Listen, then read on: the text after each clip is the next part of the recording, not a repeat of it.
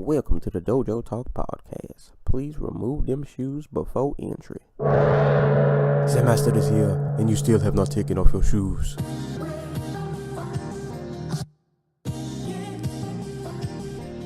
Yeah.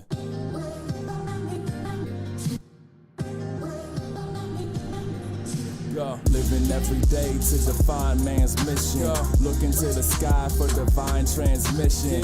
Deaf man's vision makes the blind man listen. Eyes on the prize, this is blind ambition. Thank you. Welcome to another edition of the Dojo Talk Podcast. I'm your host, Serial Sensei. We are on episode number 121. As always, you can listen to this podcast on SoundCloud, YouTube, iTunes. If you're on iTunes, please rate, subscribe, and leave a review. You can also check us out on Spotify, Google Play, wherever you listen to podcasts. We're probably there. Send questions to dojotalkpodcast@yahoo.com. Hit us up on social media at the Dojo Talk Podcast Facebook page, as well as the Instagram page. And you can follow me on Twitter at Serial Sensei if you feel inclined to do so. With that said, once again, as always, I'm joined with my co-host, Antaku. What's going on, man? Hey, it finally feels like I'm really back because this is actually a full card as opposed to like the 4 Bellator fights I watched last week.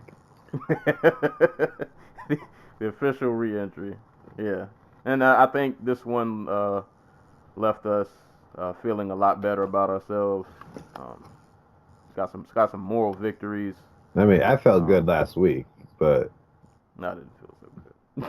I mean, I should have known. You have to set your expectations, man. I'm not so good at that. I like to believe in fairy tales, unfortunately. In the world of MMA, fairy tales are just they're not real. They can happen, but you're taking a chance. You're taking a chance believing in them. But no, definitely feels good to be back. It is cold. It is Yeah, it was like 3 degrees this week for some reason. Yeah. It was Dick move weather. We're currently at 24 right now, with a high of 48 at some point. So that's cool. That's the highest it'll have been since like last Saturday. Yeah. I don't know how you guys are doing in your part of the globe, but yeah, I've been seeing some single-digit weather. There was one day last week I woke up in the middle of the night, I had to use the bathroom, and I just happened to look at my phone, and it was like -3 degrees at 1 in the morning, and I was just so pissed off. Like, why is it so cold? I just wanted to call out, like, why is it so cold outside? Shout outs to my car that it's starting, because sometimes when it's cold, that car is not about that life, but my car has been starting up, so I'm happy about that. I've had to take some tugs at my door, though. Sometimes it's getting so cold that I have to do that extra hard tug on the door because it just doesn't want to open. Oh God, yeah, I feel you there. Yeah, it's but to you guys in the Midwest, though, you guys be safe, because I know we're complaining about the cold on the East Coast, but that Midwest cold, from what I've been seeing, is a different breed of cold that I don't ever want to experience. Yeah, negative degrees, man. Like, no. You just shut down the state. Yeah. I mean, we had -2, and I've seen temperatures in the Midwest that range from -10 to -40. Apparently you can get frostbite at -25 degrees or something like that in 5 minutes. Jeez, man. Yeah, I'll stay inside. Light the fireplace. Turn up the heater. Burn your books. Do what you gotta do. Yeah. Because, yeah, it's definitely real out there. I saw somebody, I don't know if you saw the article, I don't know what state it was, but some guy was, outside of his dorm, and he froze to death. Oh. It's like, Jesus Christ. There was a dude at, I think he was a USPS worker who froze outside his job. He was a mailman who froze outside the post office to death. He was 69 years old. Why would you throw a 69-year-old? Come on, man. I'm assuming he tripped and fell, and nobody went to go check up on him. He just, froze to death. Jesus. Yeah, you guys be safe out there, man. That's a different breed of cold. Like, don't if you don't have to go outside, man, just don't. Just I don't mean, do even it. if you do have to go outside, just don't. Yeah, that's literally life and death over there. Like we're complaining over here, but we can live through it. You just kind of don't want to go through the hassle of it. But out there, that's literally life and death. Don't mess around with that. But quick disclaimer before getting to the episode. I am a bit under the weather, so I'm sorry if I clear my nose 80 times during this recording. This is what the wintertime does to me. It's not good. It's never a good time. I hate this season with all of my heart and soul, but I have to get through it. So it kind of is what it is. But sorry if my voice sounds a bit, I don't know, weird or whatever. But anywho, moving on to top cities of the week. For listeners, as always, shout outs to all the listeners, everybody on Tumblr, everybody on Twitter, wherever you people are listening to this podcast. We appreciate you. Number 1 city for the week, San Antonio, Texas. Number 2, Everett, Washington. Number 3, Barcelona, Spain. Number 4, Brooklyn, New York. And number 5, San Francisco, California. And right under number 5, actually tied, Red Deer, Canada. So shout outs to Red Deer, Canada. Appreciate you guys for listening. Drop questions, man. Leave comments. I want to hear from you people in these weird cities that you guys live in. We want to know what's on your mind. Yeah. Like, I see you Cairo, Egypt at number 7. Hey, imagine the person who listens to us in Cairo just has like no idea what we're saying. We just help them get through a hard day. It's just like, they're using us to practice their English. There we go. There we go. Shout out to you guys in Cairo, Egypt. I see you Omaha, Nebraska at number 11. That's because we freaking did Bellator this week. That is it. It was probably 2 fighters on the card. I'm mad that Thackerville has never been on the list. Let me see. Yeah, anywhere Thackerville. Now we got a Somerville. Terrible. Thackerville, what's good? Like, yeah, Thackerville, stand up. Well, we can't even say that because they're not listening. Right. You guys get on the bandwagon. If you know somebody in Thackerville, forward them this podcast so they can represent for their city. But yeah, shout out to you guys, all the listenership. Definitely appreciate it. So guess we'll just before we get to the fights, get to some news and notes. Not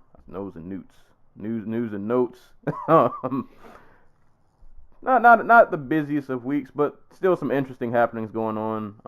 Probably with a lot more storylines than actual fights. But I will run through these on a real quick rapid fire tangent, and then we'll go back and expand on whatever we feel needs to be expanded on. So starting from the top, Holly Holm versus Aspen Ladd was supposed to be a fight, but Dana White said nope. So, so I have 2 working theories on that, and there's no way they're mutually exclusive. One being, and we've heard rumors about this already, they're going to be doing Amanda Nunes versus Holly Holm at UFC 237 in May, and they probably didn't want Aspen Ladd surprising them and, ruining what might be the last women's bantamweight title fight ever, because Amanda Nunes might be retiring if she wins, which is another bit of another bit of notes. And my other working theory was when they first announced the fight, Larry Fishhauser or whatever the heck his name is, Holly Holm's agent, immediately came out and said, "Yeah, we haven't signed the contract yet. Like, we're still negotiating." So my theory is they never actually finished making the fight. They just announced it, and like a month ago they just gave up trying to book it. I feel like that one's probably more likely. I think that happens with a lot of fights, honestly. Like, there's just a whisper like, oh, this might be a cool opponent, and then somebody just gets word of it, and if it's a good match, they're like, oh, this is going to happen 3 months from now, and they're like, no, hold on. The UFC officially announced it. They made a poster and posted it on their Twitter account and everything. It's just that There's been happening a lot more lately. They're announcing fights ahead of time, like before the battle agreements are signed, and then they'll announce the fight, and the one side that's holding out for more money or I don't know, like a further date or something like that. They're pressured into to signing now. Yeah, I was gonna say I feel like that could be like a strong arm tactic. Like we throw this in the public, and now your fans and whoever you're fighting's fans, they're expecting this fight to happen, and now it kind of makes you look bad if you know if you pull out because people throw around that ducking word. Yeah, but at the same time, they kind of need Holly Holm because who else is Amanda Nunes going to fight? I was gonna say you got like Caitlin Vieira maybe. I don't know who else is really in the wing. Like I like Caitlin Vieira. I think she's going to be really good. And not even from like a standpoint of is she ready? It's just like nobody's going to pay to see Caitlin Vieira versus Amanda Nunes. Yeah. But yeah. Well, those are actually my next two bits of news. Yeah, Nunes versus Holm. Word on the street is that'll be going down at UFC 237, and then also I saw a rumor possibly for that same card would be Nina Ansaroff versus Tatiana Suarez. Um, so we'll see how that turns out. But as of now, it is official that Holly Holm versus Aspen Ladd isn't a thing, and I don't know who Ladd's going to fight next, but we'll keep an eye on that. Moving on, at UFC 235, Frankie Saenz will be stepping in for Thomas Almeida, so he will be fighting Marlon Vera at UFC 235. At the UFC Philadelphia card on March 30th, we'll have Ross Pearson versus Des Green, and also Sadiq Youssef versus Shaman Moraes. At UFC Nashville on March 23rd, we'll have John Makdesty versus Little Gastelum, Nazareth Haqparast. That'll be an awesome fight.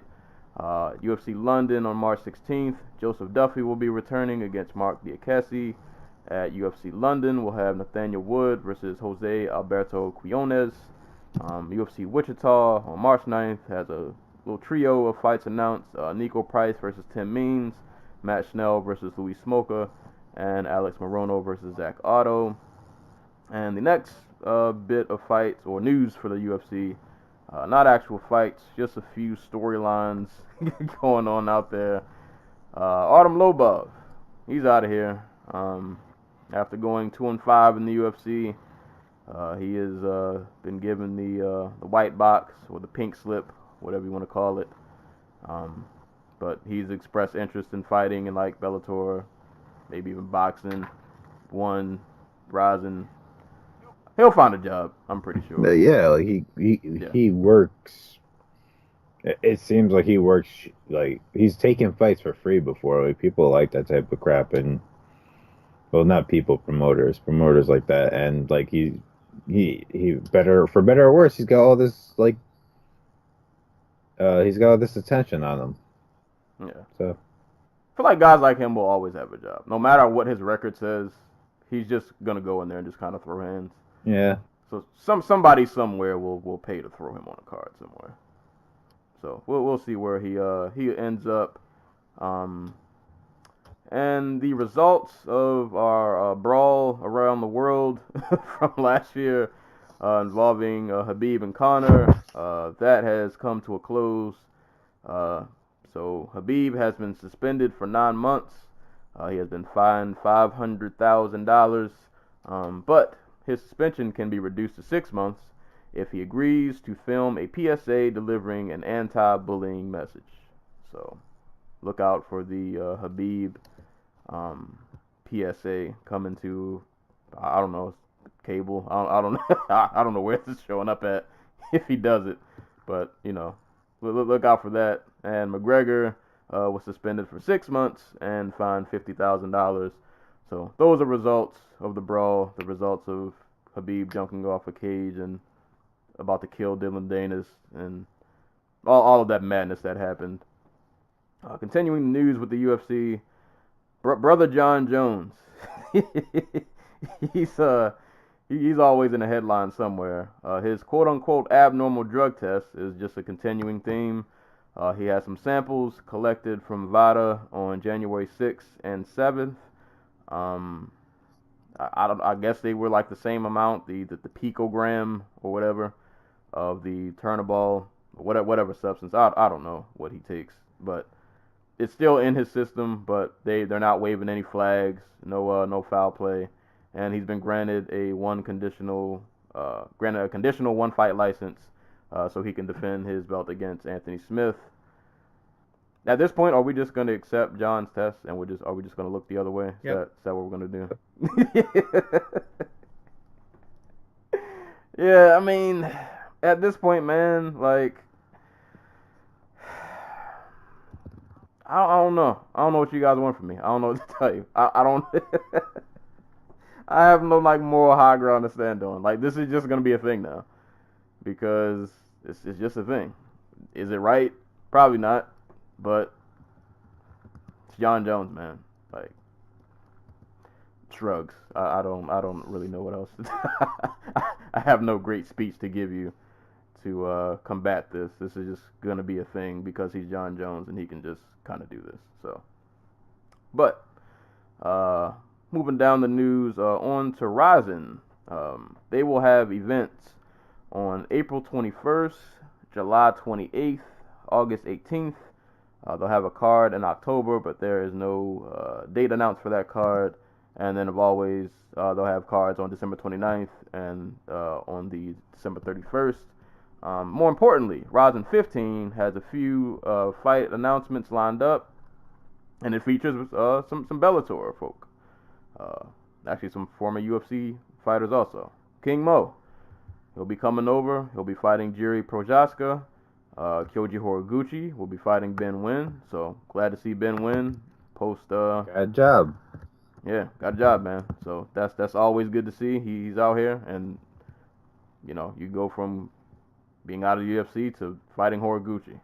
Good on you. And also on that same card, you have Mikuru Asakura and Luis Gustavo, and also Kai Asakura versus Yuta Sasaki. So that is pretty much all I have for the news and notes. Definitely looking forward to that Rising card. That seems I like the whole Bellator thing they're doing. I wouldn't mind seeing more of that. Send guys over there, have fun fights. King Mo and Jiri is probably going to be a hilarious fight for all the wrong reasons. But I don't think I feel bad for him, King Mo. Like, well, maybe not bad, but like.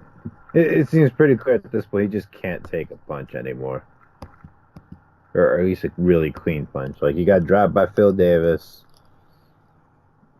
He beat Rampage and Ishii, but that's because they couldn't. Like, Ishii doesn't hit hard, and Jackson's a shell of his former self. But, like, he's out here getting knocked out by Liam McGeary and Ryan Bader. Like, apparently Ryan Bader left hooks are deadly. Jesus. It just matters on who he's landing them on. But yeah, so that's Oh, I forgot. There's one bit of other news that I didn't hear you mention. So the director of Narcos, Jose Padilla, whatever, he'll be tackling Brazilian Jiu-Jitsu in a movie for Netflix called Dead or Alive, and it's going to be based around the life of Rickson Gracie. Oh yeah, I did see that. I don't know if it's a series or a movie or a series of movies, because like that's what all the Netflix TV shows really are at this point. Just like 60-minute movies. But yeah, that's a thing that's happening. That'll be interesting. I don't really know what else to call it, but that'll Netflix and Brazilian Jiu-Jitsu and a Gracie. I don't know. I'm interested to see what that looks like. It's going to be Rickson telling stories, and it's going to be amazing. I wonder how do you choreograph Brazilian Jiu-Jitsu fight? I've seen Brazilian Jiu-Jitsu like used in martial arts flicks, but it's never, it's not like the focus of the fight. So we're gonna get full blown choreographed, I just wanted to go completely like movie, like not like actual movie like choreograph, where it's obviously not BJJ, but people who don't know what BJJ is can't tell the difference. Right. All he does is just like break limbs, but it's not like typical submission. He's doing like Mortal Kombat moves. And like, he's literally just breaking every bone in your body. This Oh this is just man. probably going to be Gracie Fairy Tales, if we're being honest. Hey, that's good TV though. That could make for some good entertaining television. Yeah. I wonder who like, they're gonna have to have cameos in there. I want to see who's what real life jiu-jitsu players are gonna. It's just going to be all Gracies. They're not going to bring and call up like Eddie Bravo and have him in there. I just want to know if Vitor's going to be in it. Oh man. Victor Gracie. Oh, and the last bit of news. So, on the Golovkin Canelo front, Ring Magazine reported that the Zone is ready to offer Gennady Golovkin $45 million for 2 fights. And so that would basically be 1 year of his career. Which is fair because Golovkin's basically at the end of his career. He's probably got 1 or 2 really good years left, or good years left before we just start seeing him get like seriously decline. But yeah, no, it looks like the third Canelo fight could be on the horizon. Boy, it's kind of ended another split draw, something crazy. At this point, I think Canelo takes it like not easy, but convincingly. One would hope. This trilogy. I mean, it's been a good trilogy, but I mean, yeah, it's been a good series of fights. I just don't want any. I don't want this to end with shenanigans. Then again, Yeah, Canelo has to get past Jacobs, so.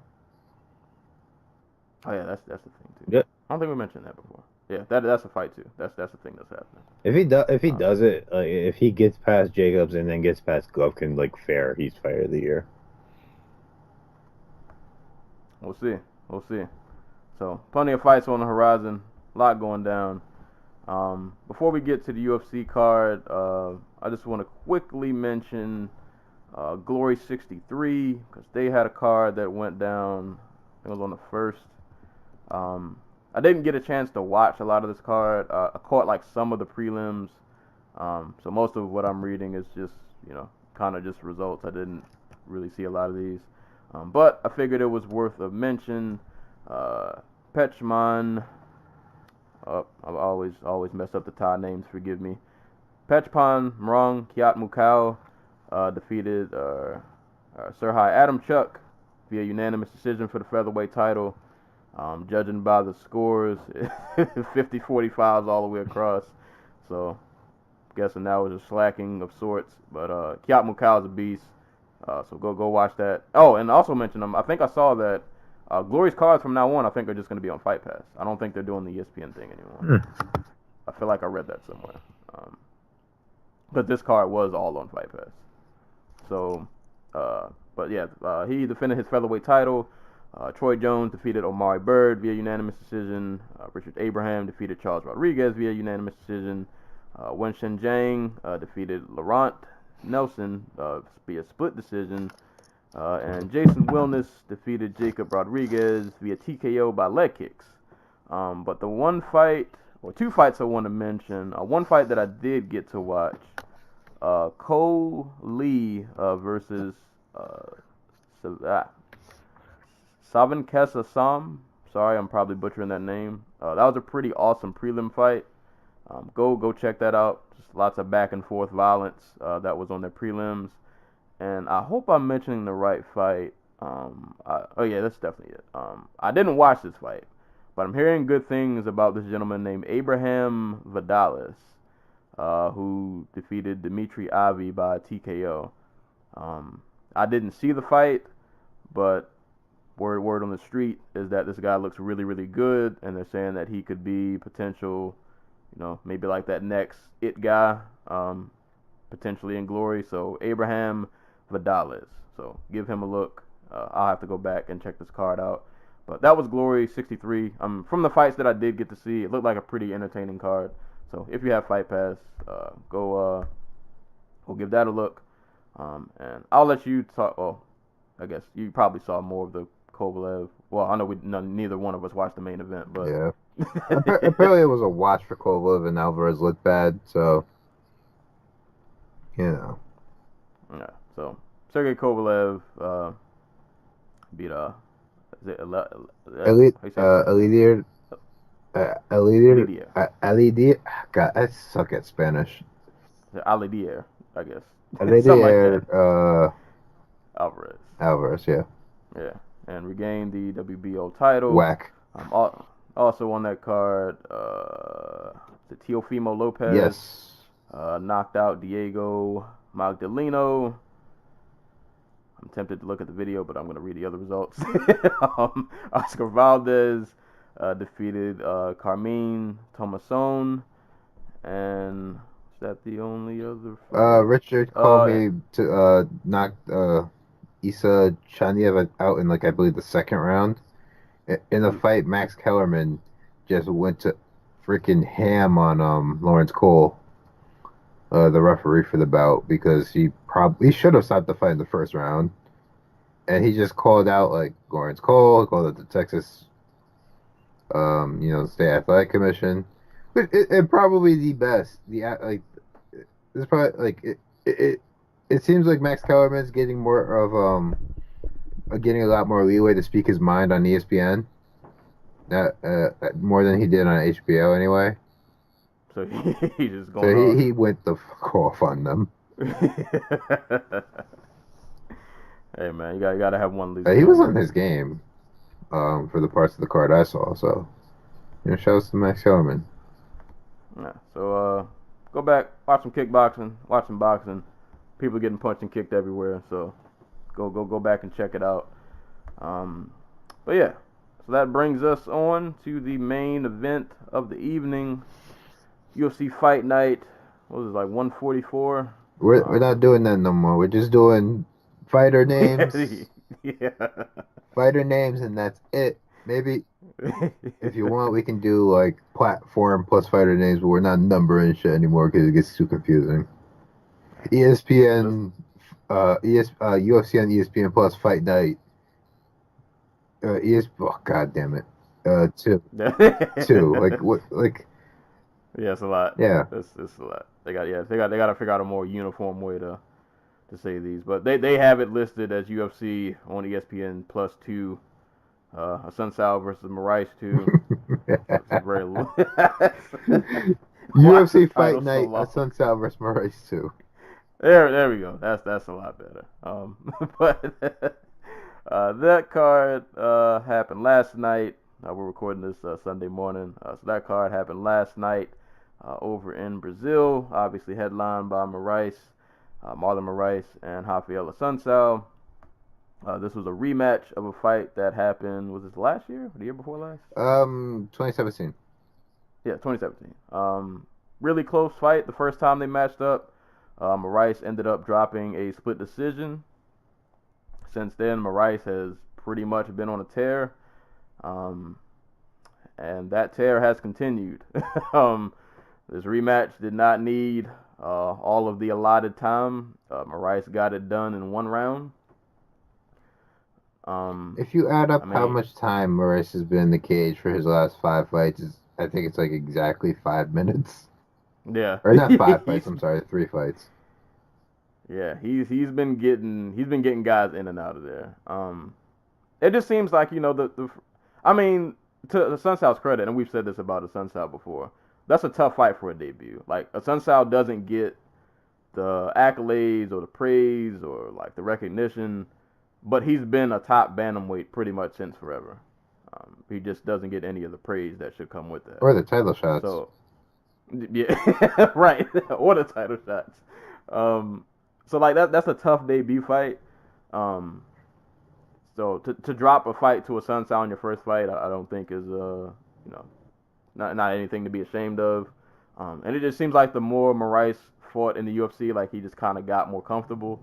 And now he's just the man is just in his groove. I mean, they came out, they had a little little feeling out. Moraes throwing some leg kicks. Assuncao kind of, you know, pushing the pressure a little bit, flexing the jab out there. But Moraes just has like he's so explosive. Like the man he can end a fight like at a moment's notice. And a lot of times it happens with that left head kick that he throws a lot, that he has laid waste to many people with. But this time he caught Assuncao with 2 consecutive overhand rights that like absolutely floored him. And they just, like I said, Moraes is just so explosive, and it just kind of happens. Like 1 minute you think everything's going okay, like you're moving, you're the one asserting the pressure, and then out of nowhere you just get rocked. He caught Assuncao with 2 overhand rights. They go on the ground. He drops some ground and pound. And then he ends up locking up this guillotine. And was it one arm? No, he had both? one of Assuncao's arms locked in, but it was 2 arms for him. Oh. And yeah, it was deep. And I saw like when at first I wasn't sure if he had it in all the way, but when I saw how he had his legs around Assuncao, like it was perfect control. Like there was no way Assuncao was getting out. Yeah. And he ended up tapping, and to beat Assuncao was impressive enough. To get him out of there within a round is kind of crazy. The only other the last person to do that was like a Ricardo Lamas, and that was almost 8 years ago. Yeah. So, and I'll say this again, as I've said 1,000 times, I've been singing Moraes praises for years. I've believed for a long time that this man was an elite 135er, but because he was in World Series of Fighting, nobody wants to give you that credit. But the eye test doesn't lie, man. The man is a stud. So he comes in, he gets Assuncao out of there, and he makes fun of TJ for losing to the little boys, as he called them. So at this point, like you just kind of have to do Moraes TJ.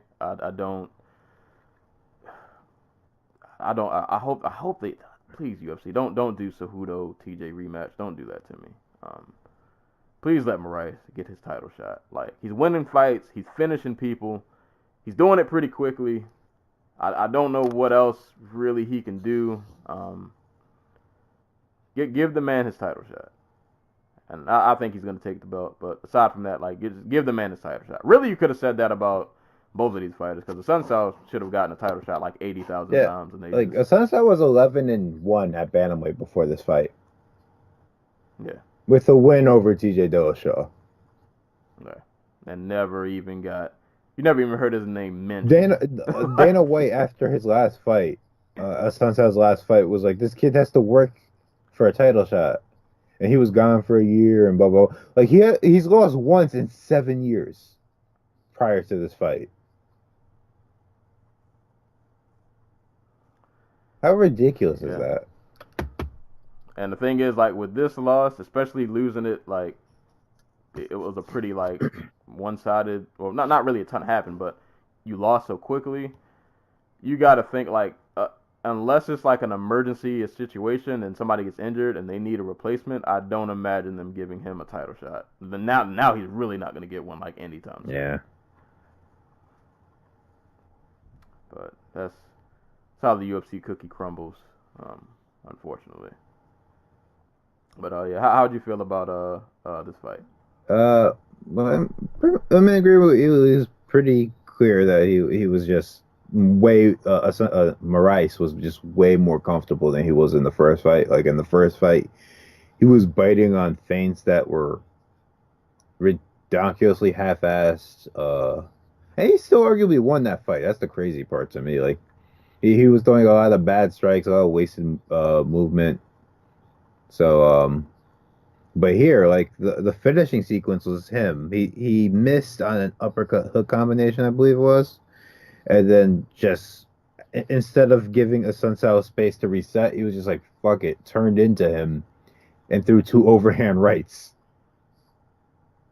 That ended up putting Assuncao on the ground, and From there, us getting passing his Assuncau's guard. Assuncao goes for the underhook to get the stand up, and then he just guillotines him.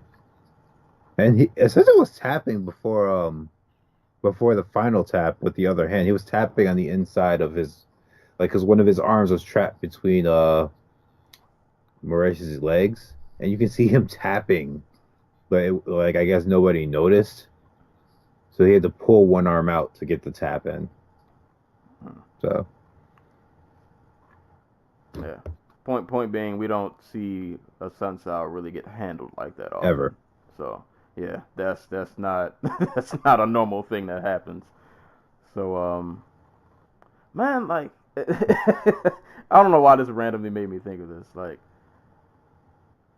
TJ could have had so many other good fights had they not just did that Cody rematch that we just didn't need right away. Yep. Hell, they could have been building to the Cody rematch right now.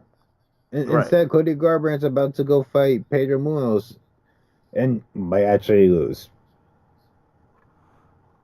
Yeah. Not that was not a good move on their part.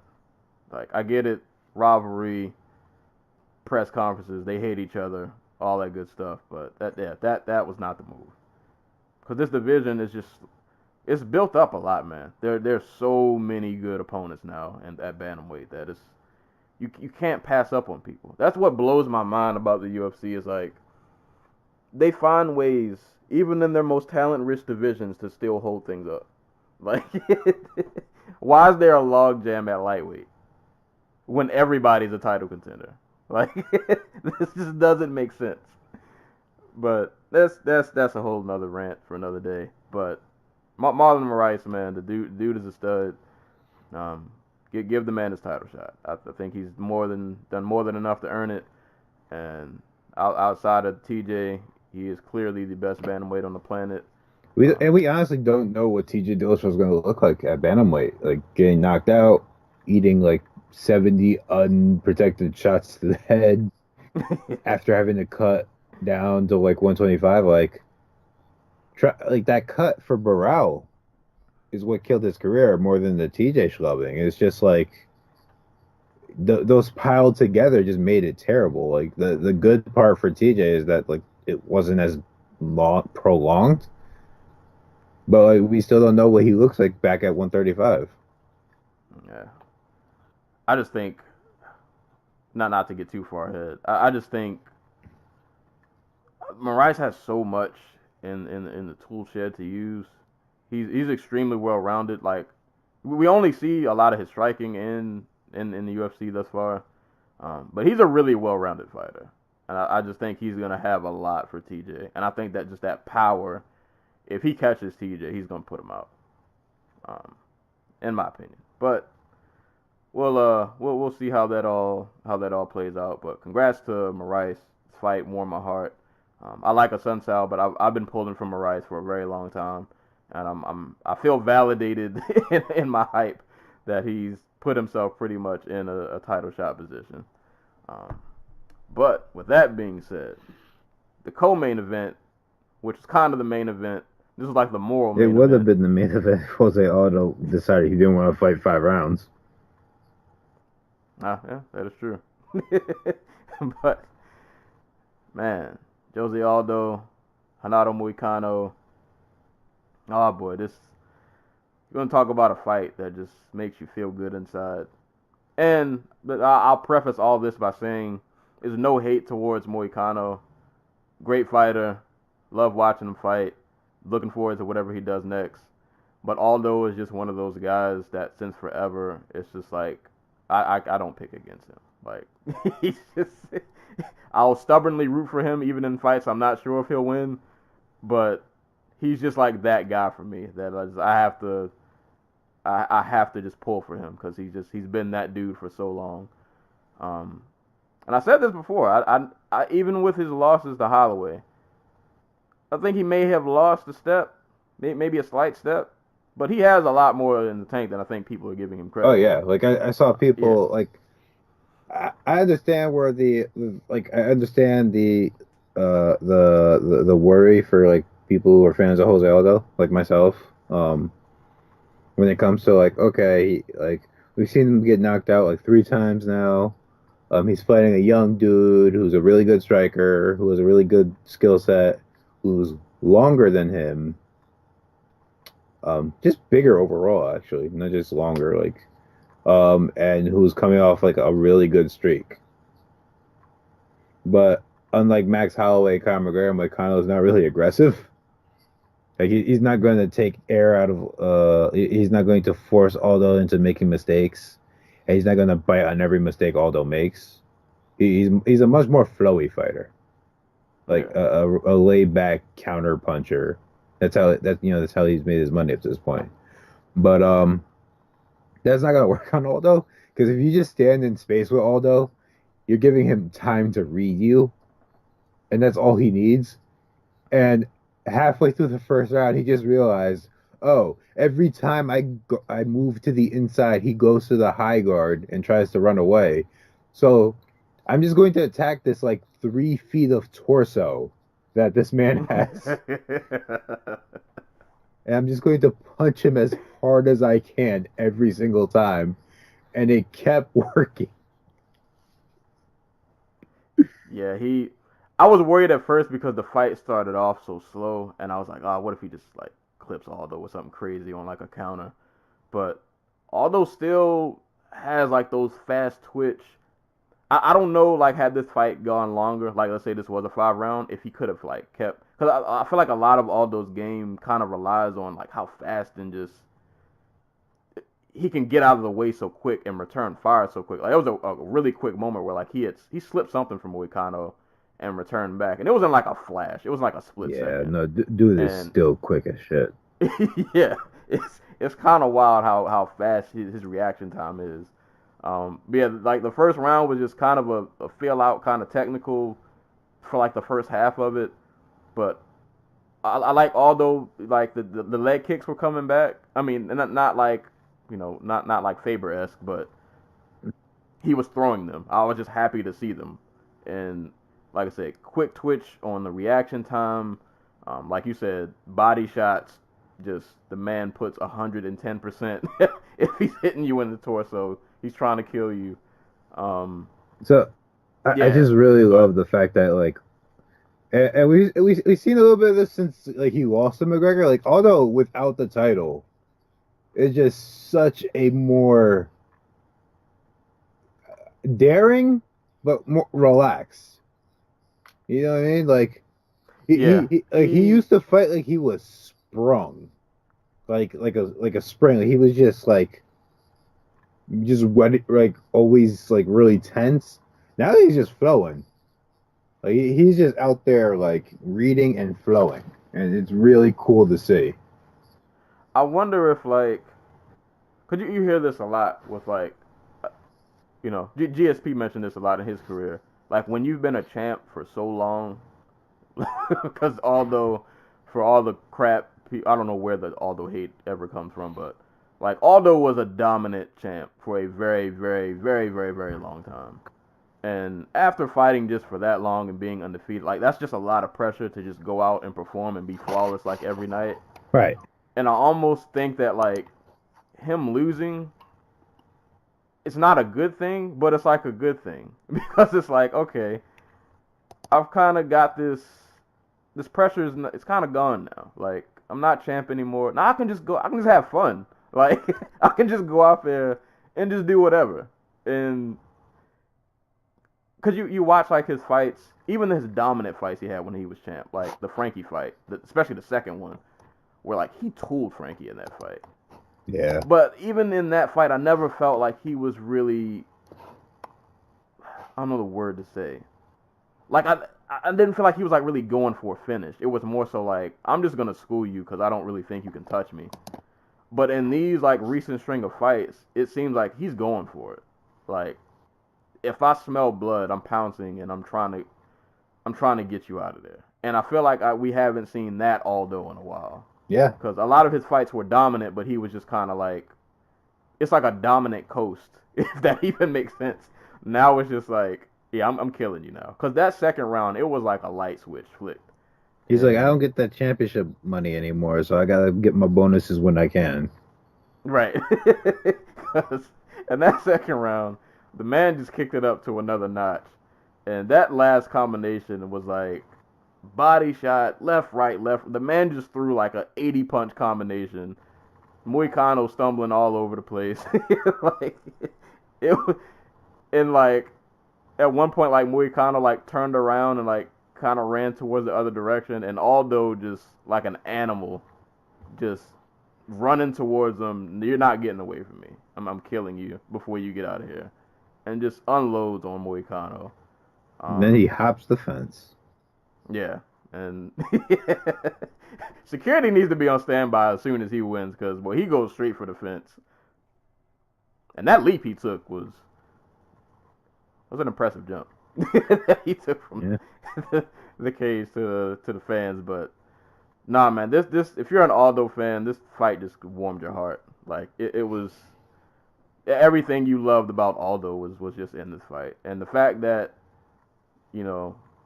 with all that's happened in his career, he's still getting wins over top guys, and probably still arguably outside of Holloway, arguably still the best featherweight on the planet. As much as the hate that people seem to give him for whatever reason, and try to discredit him because of his losses, the man is still like one of the best featherweights on the planet. Yep.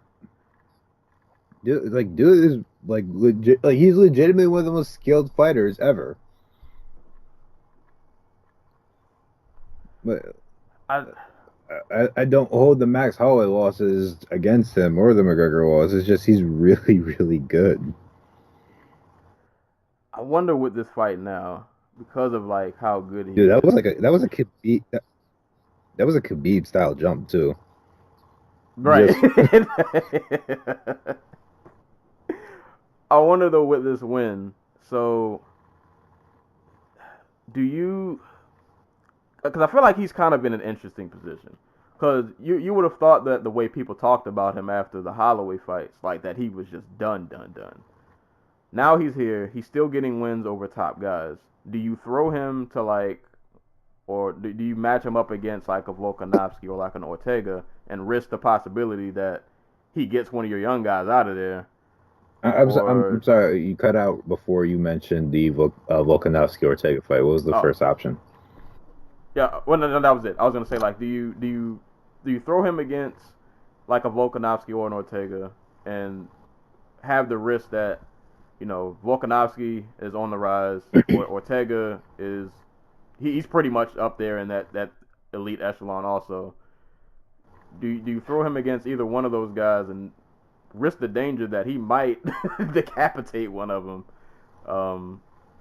Because you don't want him eliminating your challengers, or do you just give him like fun fights that are still competitive that maybe won't have him knocking off contenders? Because I don't think, at least if you're the UFC, I don't think you want to do another Holloway fight. No, I don't think it'd be in all those best interests if he only has two.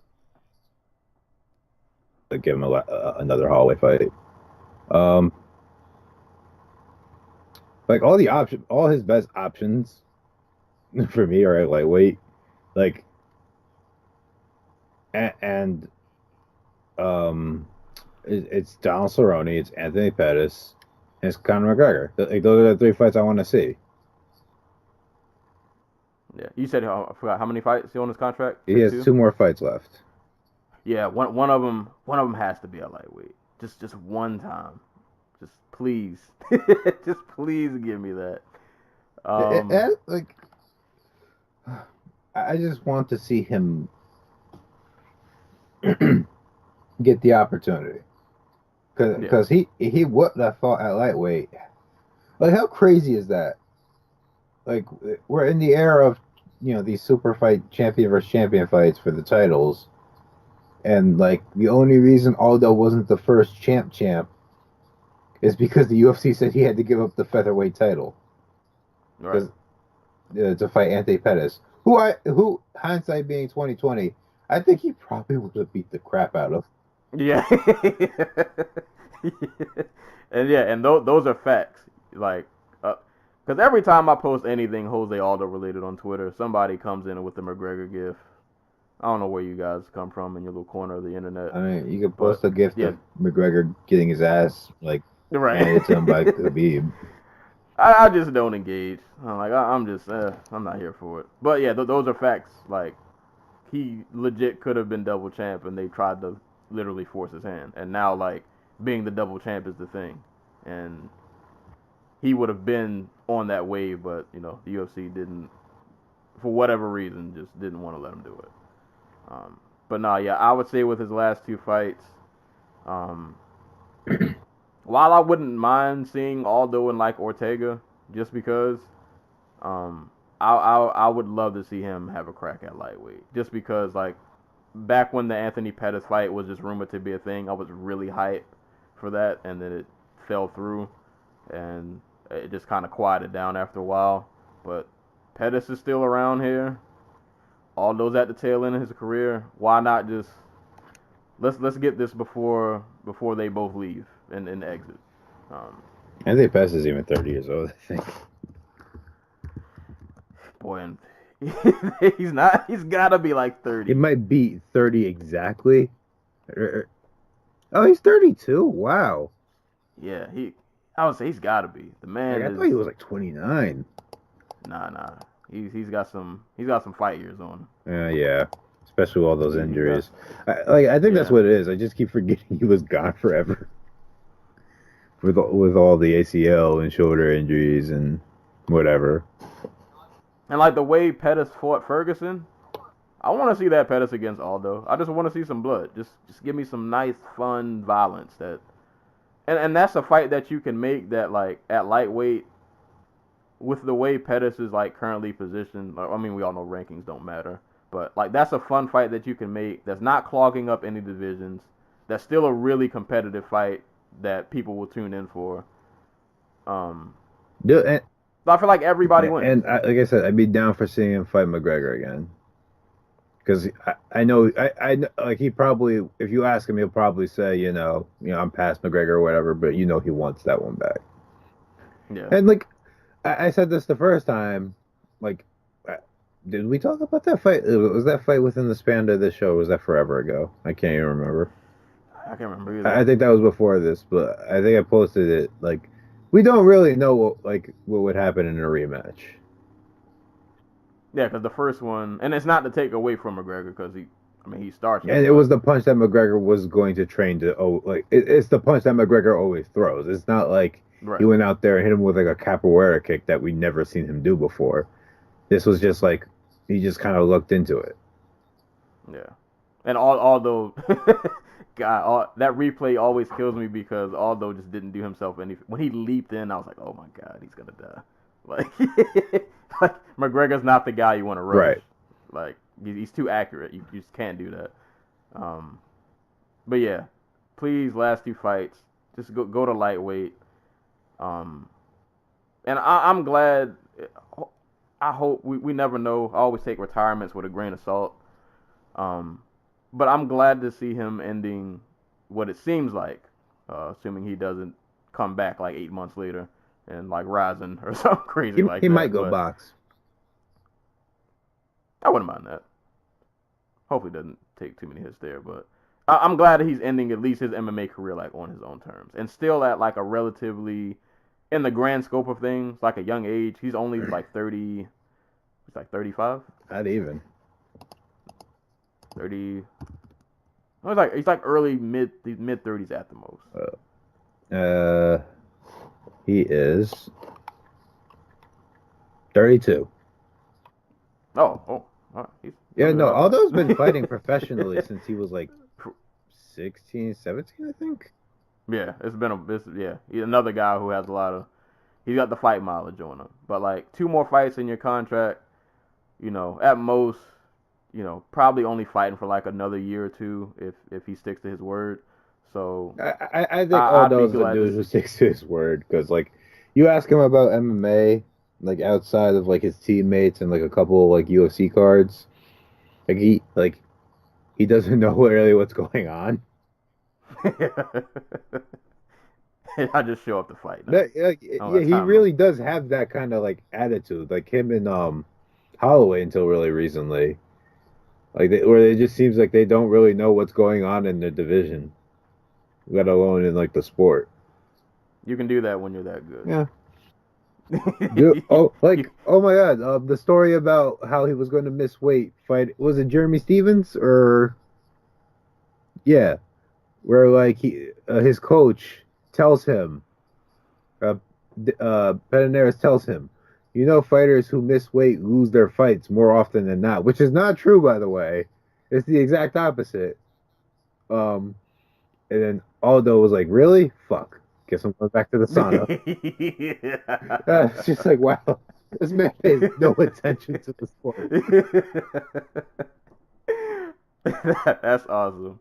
But I'm glad he would be retiring like on his own terms at a still like young age in It's life. just going to be one long victory lap, and he deserves it. Yeah, yeah. Thank God he's not going to be like So these other dudes and out here fighting until he's like 41. right, because that's what we don't need to see. Like get out while you still got your health and like you've accomplished pretty much everything you can. Um, they took the double champ for you, but you know you were a dominant champ for years They on would. end. I don't care what I don't care that they don't count this. I'm counting it. WEC title defenses matter. Yes, they do. He's a 9-time defending champion. He is tied with GSP for second on the list, or Yeah. third now, I guess. So put respect on that man's name. So Jose Aldo defeated Moicano via TKO round two. Just a great heartwarming moment. Vintage Aldo. If you didn't watch that, go back and watch it. It'll just make your soul smile.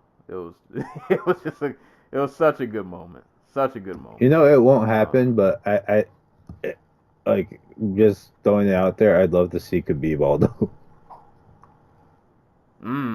That takedown right? defense. Like I think Khabib ultimately just out um cardios, like just outworks Aldo because Aldo will fade down the stretch, but like Those first two rounds would be yeah. crazy. Those first two rounds would be And amazing we to know we watch. know Khabib is lightning quick at lightweight, but Aldo is lightning quick at featherweight. So it just Mm. gets me thinking. Like I want to know what that fight looks like. God, so And many. Khabib's another dude who's really susceptible to body shots. Mm. Boy, I hope that please UFC his last two fights, man. It's so many fun options at lightweight. Just pick up, just throw names in a hat and just pick one. Like just so many fun options.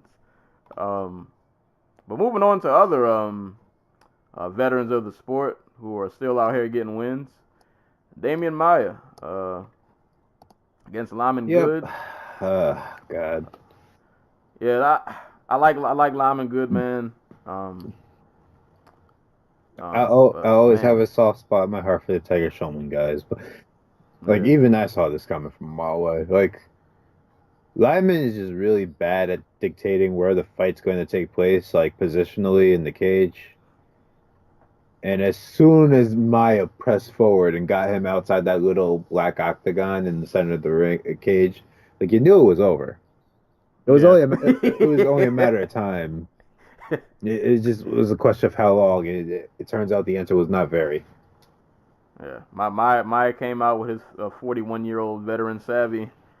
He pressured immediately. You know, feinted his hands out there. We know he wasn't throwing hands. That's the thing, though. Is everybody knows that Maya's not going to throw hands, but they still back up when he pressures because they're afraid of the takedown. But the best place to have Maya is an open space because you can disengage.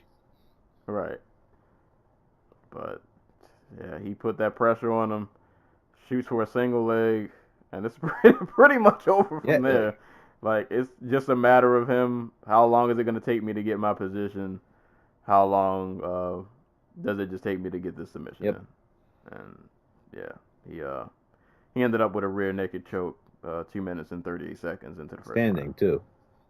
Yeah, yeah, to make it more impressive. Like I just want to throw out Maya was something like 0 for 49 on takedown attempts in his last three fights because his last three fights were Usman, Covington and Tyron Woodley. So imagine shooting for 50 takedowns and getting none of them And then in your next fight, you shoot for and get one. it. And that's all you need. Boy, that's crazy that at 41, he's still like, he's still good. Yeah. Still good. And I That's what mean, happens when your game isn't based on being really athletic. and he hasn't taken like a ton of damage. And I mean, he's gotten beat up a little bit, but like overall in the span of his career, I can't think a ton of fights where it's like, oh man, he really got, you know, hammered. I think he does a decent job of that. Well, even in the fights where like where he doesn't win, like the Woodley fight, like where he did get tagged a bit, but there's the hesitation because you don't want to go to the ground with him. Like Right. you're so worried about the takedown, you're so worried about like, and then even if he doesn't take you down, there are these like prolonged grappling exchanges where there's just nothing you can do. Like if you try to strike, you're giving him openings to get to the ground while you're defending. So Hey, man. Shouts to Damian Maya, 41 years old, still out here. he's gonna keep going until he's 50. Yeah. Well, he said he's got, I forgot how many fights he has left on his contract. I know it's like not It's like many. 2 or 3, yeah. Yeah. So he said he's gonna fight those out, and then he'll ponder retirement whenever those are He's up. gonna go fight in glory. K1 Maya for He'll real. go do quintet or something. He'll do like combat jiu-jitsu and just put everybody to shame by not throwing any strikes. Shout out to Damian Maya, man. Glad he's still out here. Another heartwarming moment. Even though I like Lyman good, but good to see Maya get that One of win. the genuinely nice people in the sport. So Right. Always good to see him win. So shout out to Damian Maya. Next fight, another fight I was really hyped for. Ended up being really bizarre in moments. But Charles Oliveira against David Tamor. I was really hyped for this fight, and like in the first like minute, I was like, "Oh my god, this is gonna be trash." 'Cause they these eye pokes. we had 2 eye pokes within like the first minute. We got a point deduction really quick on Tamor's behalf, and I thought this was gonna be one of those bizarre fights where like Oliveira would keep getting eye poked, and somehow it would end in DQ, and I'd get my feelings hurt because the fight just wouldn't get to play out the way I wanted it to see. But after the 2 eye pokes got out the way, this fight got cracking pretty quick. I was really impressed that Oliveira was pretty much winning in like all facets of this fight. I mean, outside of the one time where he got I think he had got dropped with a left from Tamor, that he kind of just was kind of like reckless, kind of moving him forward and just got caught with one. But after that, the man was pretty much in control of like all of the fight. Oliveira looked pretty good on the feet. Lots of kicks going on. He hit after he gets eye poked. He caught Tamor with like a flying, wasn't really a crane kick, but some kind of flying. I don't know the proper name for it, but the kick like grazed like Tamor like on his eye, and his eye was pretty messed up after that. And I think the eye poke just kind of pissed Oliveira off. After that, he was just pretty much full-blown pressure, in your face, constantly throwing kicks, throwing strikes. He had a nice takedown on Tamor. I think Tamor ended up getting back up, but I really like the takedown and how he ended up getting position in. But that last finishing sequence, some of the best striking I've ever seen from Oliveira. Catches Tamor with a very Anderson Silva, Tony Strickland-esque elbow. yeah, That just kind of, I don't know where in the arsenal he pulled that out of, but he just kind of just casually throws his elbow and he just cracks Tamor with it. He gets stumbled, falls back. Oliveira unleashes like an uppercut on him. Just starts going in with just left, right. And the ref looked like he wanted to stop it for a second. Like he was within like an inch of them.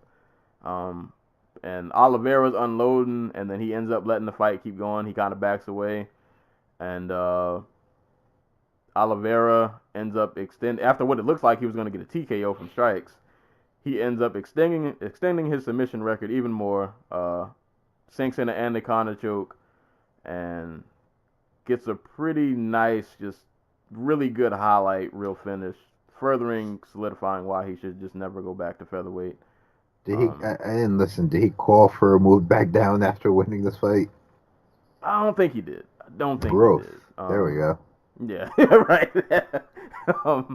All I could think of from this fight was like I remember the first couple of times I even watched Oliveira fight, and I remember just seeing this really skinny, bony, young, like 20-year-old kid who you could see the talent even back then, but he was just like so small, like he looked so frail. And it was like outside of his submission game. Like I don't think people back then really like respected his striking. But he's come a long way, man. Like he's one of those guys who got in this sport, at least got into the UFC really, really young, and has managed to stick around. And he's kind of like in his grown man body now. Like he's filled out a little more. Striking has gotten a lot better. He's really on a good stride. Like I really like what his game has evolved into. He sent Tamor back. Yeah. Dude, he's been in the UFC for a decade, man. Like almost a solid 10 years. God, I'm old. I didn't realize I was watching him fight for a decade. Hold up, he's really been that His long? first fight in the UFC was August 1st, 2010. Jesus. Mind you, that was only 2 years into his career. Like he had fights on his resume, but like they were like and yeah, some good names on there. But good names earlier in their careers. But you know, it's like the Brazil thing. You fight one, like every couple of weeks until like you like they can stop filling days. Like he fought twice in the same night in 2008, 3 times in the same night in 2000. Freaking like his first 3 fights were on the same night as part of a welterweight Grand Prix in Brazil, and he won. Oh, Viscardi Andrade was part of it. Like this is just more evidence that one, weight cutting is stupid, or extreme weight cutting is stupid. Two, like people need time to mature. Like we probably would have got this version of Charles Oliveira way quicker if he had not decided to spend like 4 years trying to murder himself to make the 145 limit, and then giving up the week of the fight.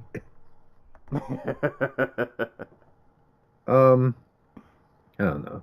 Like, I'm curious how far this version of Oliveira goes. I know he has a loss on recently-ish to Paul Felder, but it's interesting. Like this is a dude who had a competitive-ish fight with Anthony Pettis after draining himself to make 145, and mind you, Pettis was drained as well. But like, we also seem to be past the part where he melts under pressure or under adversity, because this is the same dude who like tore his esophagus fighting Max Holloway like 4 years ago, and here he is fighting through like 2 or 3 eye pokes to get a win. I don't know. I'm excited to see Oliveira because it seems like he fights every couple months now. I saw somebody throw out the mention of him versus Gillespie next. Why not? Gillespie needs a Yeah, I kind of Gillespie like needs some to prove he can hang at the top. Was it 15? And Oliveira is a top 15-ish lightweight, which is a compliment because freaking that's better than being like a top 10, I don't know, 205er. Right. Yeah. I wouldn't mind that either. But Yeah. I'm interested to also see how far he can go because he's really on a stride right now. He's got a lot of good things, going for himself. So shout out to Du Bronx out here just wrecking shop. Um, Lord, speaking of wrecking shop, moving on down to 205. Johnny Walker versus Justin Ledet. Not a lot to dissect. It's a 15-second. Uh, this is slacking, if you will. Yeah. So I'm not ready to call Johnny Walker like AG actually good, but he's always going to be fun, and I think that's Yeah, just as important nowadays. especially at 205. Especially walking out to the freaking cage where he gave the poor cut man a lap dance. Like, yeah, he is he's a character. Um, yeah, just a lot of dancing, a lot just the man is a character. And then like even before the fight starts, he just casually has his arms against the cage, like, all right, I'm ready to get this over with. Yeah, and there's something to be said about that level of confidence and that level of like just being comfortable. Like that is that can backfire, but that can also be like a very good thing. Especially when you don't have a lot of cage time because you keep knocking guys out in 30 seconds. Yeah, this man is freakishly athletic. Dude comes out, Ledet throws like a couple jabs. Johnny Walker throws a leg kick, which then goes into like a spinning heel kick, which then goes into a spinning back fist. That just floors Ledet. And then Johnny Walker throws a soccer kick, which definitely would have been illegal had it landed, but it either didn't land or it might have just like skimmed him, but it didn't even like hit any major part of his body. So good on the ref, I guess, for seeing that in real time, and just catches Ledet with ground and pound, and in 15 seconds it's over. And I think that was like I don't have it in front of me. That was like the sixth fastest knockout in like light heavyweight history or something Yeah, like something that. crazy like that. Like, Yeah. dude, like this division needs a spark, and hopefully, Johnny Walker is the real thing, man. Like, Yeah. Gotta appreciate guys like this. And I think the only question, and it'll happen eventually as his competition gets tougher. Um, I mean, we've seen it before. Like the flashy stuff will only work but so much before you run into a guy who's just like tough for no reason and doesn't really want to yeah, go like away. Ian Kutlaba, he probably eats that if we're being real, because he is just like he's made of something different. He's just ridiculously Right. tough. Like, So we'll see what happens when he runs into a guy like that. But as for now, I'm thankful for his services at 205. we, we we need more people like him in this division. Um, and I hope he keeps rising to the top because just 205 is always in need of fresh new faces. and they have like And a nice little crop of fighters going right now. Like, they got was it Antigulov? Freaking what's his name? Like I said, Kudalaba, who seems to be turning the corner. I didn't realize Kudalaba was only 25 because I remember seeing him like when I first got into MMA. Kudalaba was like there was like Fedor comparisons, and he was a dude who was getting like disqualified fighting in like Russian underground fighting tournaments. Yeah, so I didn't realize he was so young though. They still have Dominic Reyes, Rakic, who might not be like who looks like really good so far. Um, what was that dude's name? Darko Stasic, yeah, Ryan Spann, Jimmy Crute, Alonzo Manifold. Like these are dudes who they look good so far, and that's all. yeah, That's all we can really ask. 205 is looking slightly more youthful. like a little bit more. We gotta see how some of these guys still pan out, but like they're slowly trickling in. Are some Like we haven't seen any of the gaping holes that we've seen from some of the top guys in this division in recent years. right. So yeah, that's a good thing. So shout out to Johnny Walker. I hope they match him up again quick. He didn't take any He hits. said So. he wanted to fight somebody in the audience last night. Like, Right. He was ready to dude, go. like get him. I say don't even wait till May to get him on that like Brazil card. Just get him out there again. Freaking UFC 234 could use some help. Yeah, that card is outside of that main and co-main, boy, that drop off is woo, yikes. Like I am the one Ronnie Yaya fan because I respect BJJ dudes who can make it happen late in their careers, but he probably shouldn't be the third fight from the main event on a pay-per-view. Yeah, when you look at 234, that was my first thought. Like, ooh, this is a pay per And, view. and I like Nadia Kasem's potential, but she shouldn't be on pay-per-view either. Good luck to the UFC on that card because that is. But I'm really curious if the lead-in will help for pay-per-view bouts because it's going to help the prelims, and the prelims are not very good, to be honest. It was like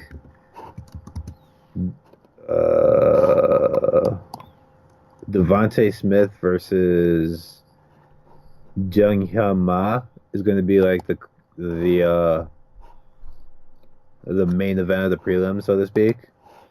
And then you got Shea Young versus Austin Arnett and Kai Kara Frank versus was that Rolian Paiva. Like they're not very good, point being. But it's going to have a big ass audience of like 2 million people because the lead-in for the prelims is going to be Duke versus Virginia.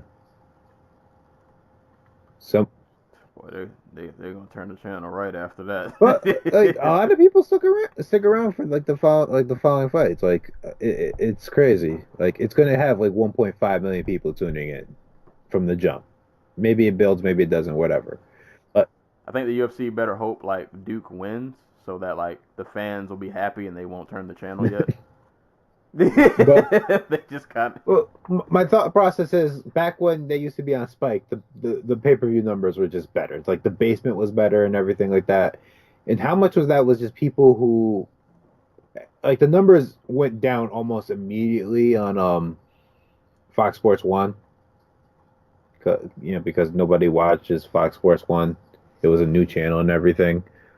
My thought process is if they have a bigger base for their prelims and they're not the primary like focus, like does that automatically bring the numbers up? Like does having like because let's be real, if this was on Fox Sports 1, it'd probably get like 600,000 700,000 people watching the prelims. It's going to get double that. Yeah. So does the number I get the logic. Yeah, logically. So even if it's just like I'm not really doing anything, my whole weekend was basically I was gonna watch Duke Virginia. Let me just throw $50-$60 down, go watch this fight because I have nothing else to do. Because I am a 45-year-old dad who, we don't go out on dates anymore. Me and the wife. We just gotta we got the DiGiorno in the oven. we just gonna pop this in. It's either this or we were watching like I don't know Game of Thrones for the 50th time on HBO Go. Like I expect some type of boost. I'm not sure if it's gonna be noticeable to us. Like I'm not sure this card's gonna pop like a 400,000 buy rate, but like Yoel Romero, Robert Whittaker 2 did like 250. Which was high for Robert Whittaker off of their first fight. So I'm curious, does this do like 300,000? Does this do 275? Like, because if so, like that could really help with these people that are trying to turn the draws, like Max Holloway and like Henry Cejudo and TJ Dillashaw, because they're actual like stars. We'll see. We'll see. But good luck for that pay-per-view though. 'Cause It's not. It's not. That might That's gonna be a rough podcast. Dude, like when the second best fight on the pay-per-view portion is a fight where we all know we're probably going to be really sad. Like it's not a good look. Yeah. I want to know what happened though. Like This couldn't have been the card for Sam them. Alvey's opening the pay-per-view. This is the first time. This is the first time I think he's ever been on a main card. No. Well, you know what? To the UFC's credit, because it's not their fault, because that was supposed to have been Span and Crute. God, Alvey got that replay. Jesus Christ. I mean, we got a good card after that though, so I'm not gonna complain too badly. Oh yeah, I gotta take off of work for that actually. Even though the card will be on by the time I get out of work, but I just want my whole Saturday to be free, so I'm gonna take off for Jones and company. Oh, that wasn't the Jones card. That's the one in March. Oh, what's the next one after? Oh no, there's a fight night. Yes, Velasquez and Ngannou. Oh, okay. Which will feature the UFC debut of one Kron Gracie. Hey. The true superstar. Oh wait, the prelims and the main card are going to be on ESPN. Ooh, good. I mean, I'm believe me, I'm 100% with you there. Yeah, since I'm all about. This is why I think the ESPN deal is good. It's more centralized now. Like you know where the fights are. It's no more like, oh, I got to switch from FS1 to Fox, or oh, I got to go from, everything's a nice one little location. And I think for a casual viewer, for any viewer, it just makes the experience a lot easier to follow. But that was a side tangent. I forgot it was still one more fight on the main card. Right. Last fight on the main card, Livia Hernado Souza and Sarah Froda. Sarah Froda made up a weight class for this fight. She came in like 7 pounds. She came in at almost the flyweight limit. Right. Like when they touched gloves and the fight started, I'm just looking at them like, yo, Souza's fighting almost like a bantamweight. She probably was by fight night. She was probably up around like 135, 138. Yeah, Froda looked big, and so Souza did not. And Souza's already like small, like it. And I normally in most fights don't think the weight plays as much as sometimes we think it does, but I feel like in this fight it did, because the gap just seems so huge and I don't really know if I can take away from Froda, because I honestly don't know much about her, so I'm only judging based literally on this fight, but I don't know if her power is always like this. I'd imagine she probably does still hit kind of hard, but having that extra weight probably helped, because it just seemed like on the feet, like they both hit each other with solid shots, but when Froda was connecting, if she was landing flush, it was like, ooh, like it looked like it hurt. Like, yeah, she backed Souza up a couple of times. Like that power difference was really apparent on the feet. But Souza, being resourceful and as well-rounded as she is, did the smart thing. If we're exchanging shots and your hits hurt a little bit more, we're just going to take this to the ground. We're just going to negate all that foolishness. And that's kind of just what she did. Really impressed that even with like what seemed to be a pretty good gap in strength, Souza was just able to nullify that with takedown after takedowns, and got to a point where she was getting them pretty effortlessly. Like, it didn't seem like she had to work. Oh yeah, hard. Froda was just like really committing on those punches, and it just made for easy work for her, for Souza.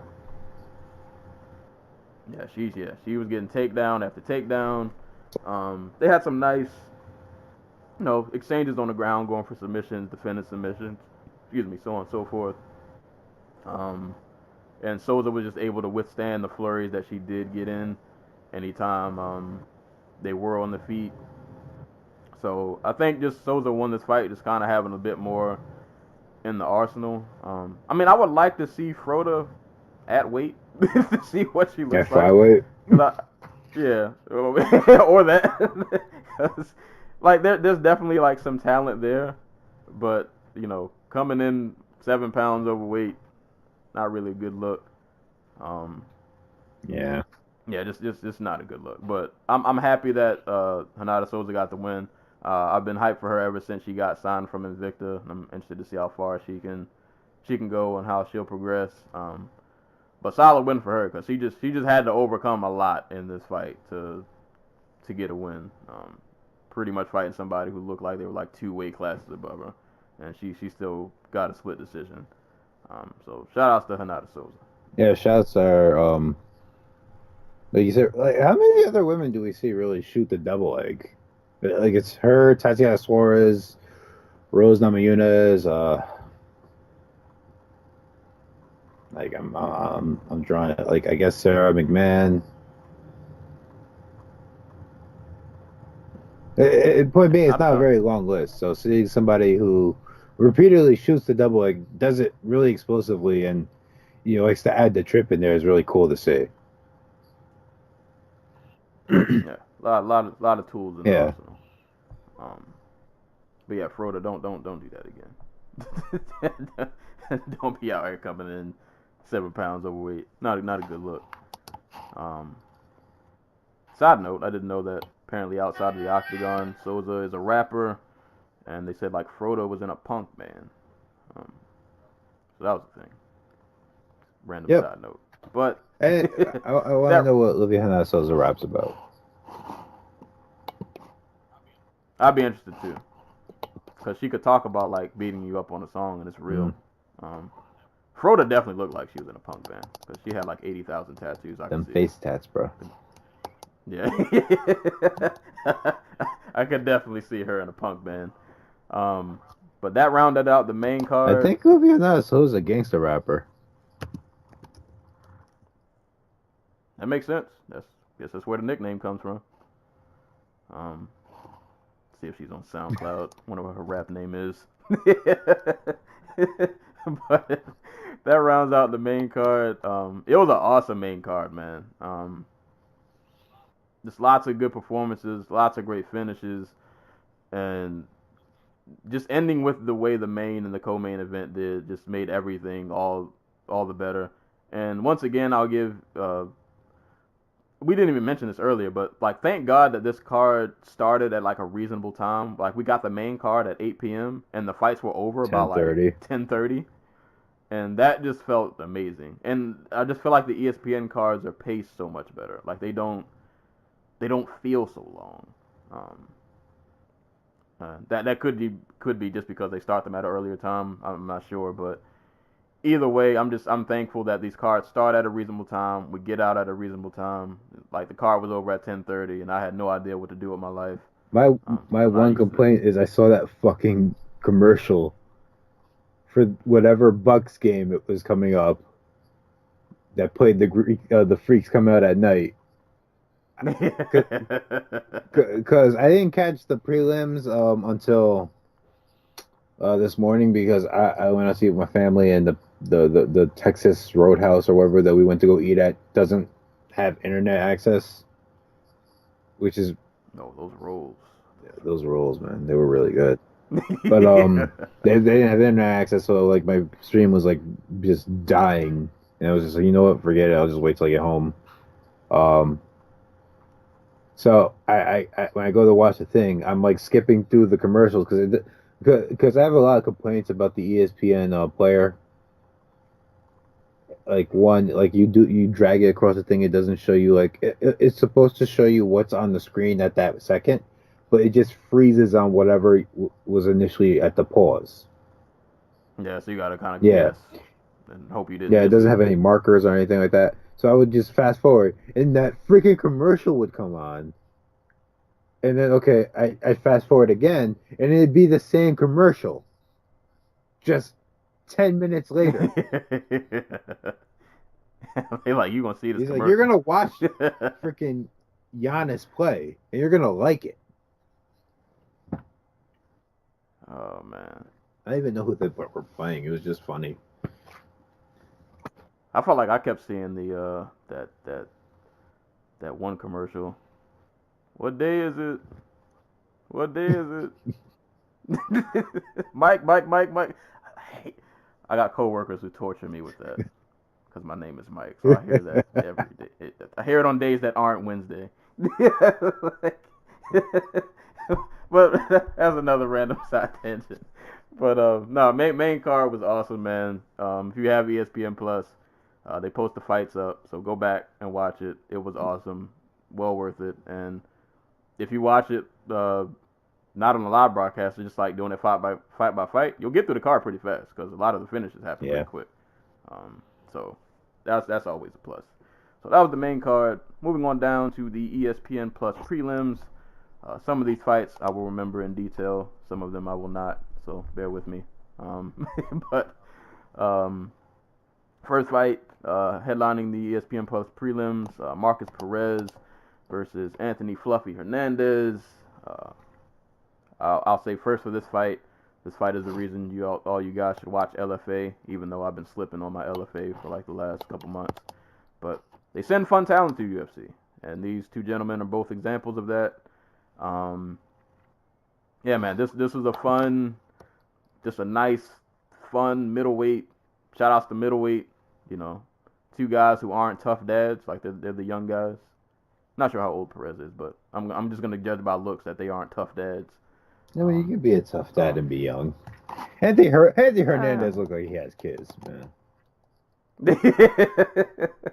Is it just me, or does he look like a smaller Kane? I feel like we say that about everyone.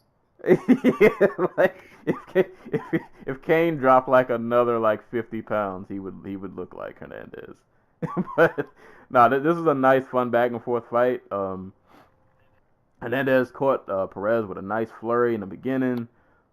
Perez rebounded. I don't remember this fight in a ton of like specific detail, but I just remember it being pretty fun back and forth up until Perez caught Hernandez with a nice body kick, and it only kind of like grazed him, but he caught him like right on the mark with it still. Backed him up, got him against the cage, and ends with an anaconda choke. That was pretty awesome. Was Hernandez asleep? I can't remember if he tapped or if he put him out. I think he tapped. Don't quote me on that. Because he had it in pretty deep. But no, this was a really just fun back and forth fight. I know a lot of people were rooting for Hernandez. I know he has a pretty solid fan base, but Perez pulled it out. But overall, I just think this fight is fun for middleweight. Always good to see younger guys, coming up on the circuit who aren't, an upwards of 35 to 40 years old, who are still good fighters. So yeah, Marcus Perez wins via anaconda choke in the second round.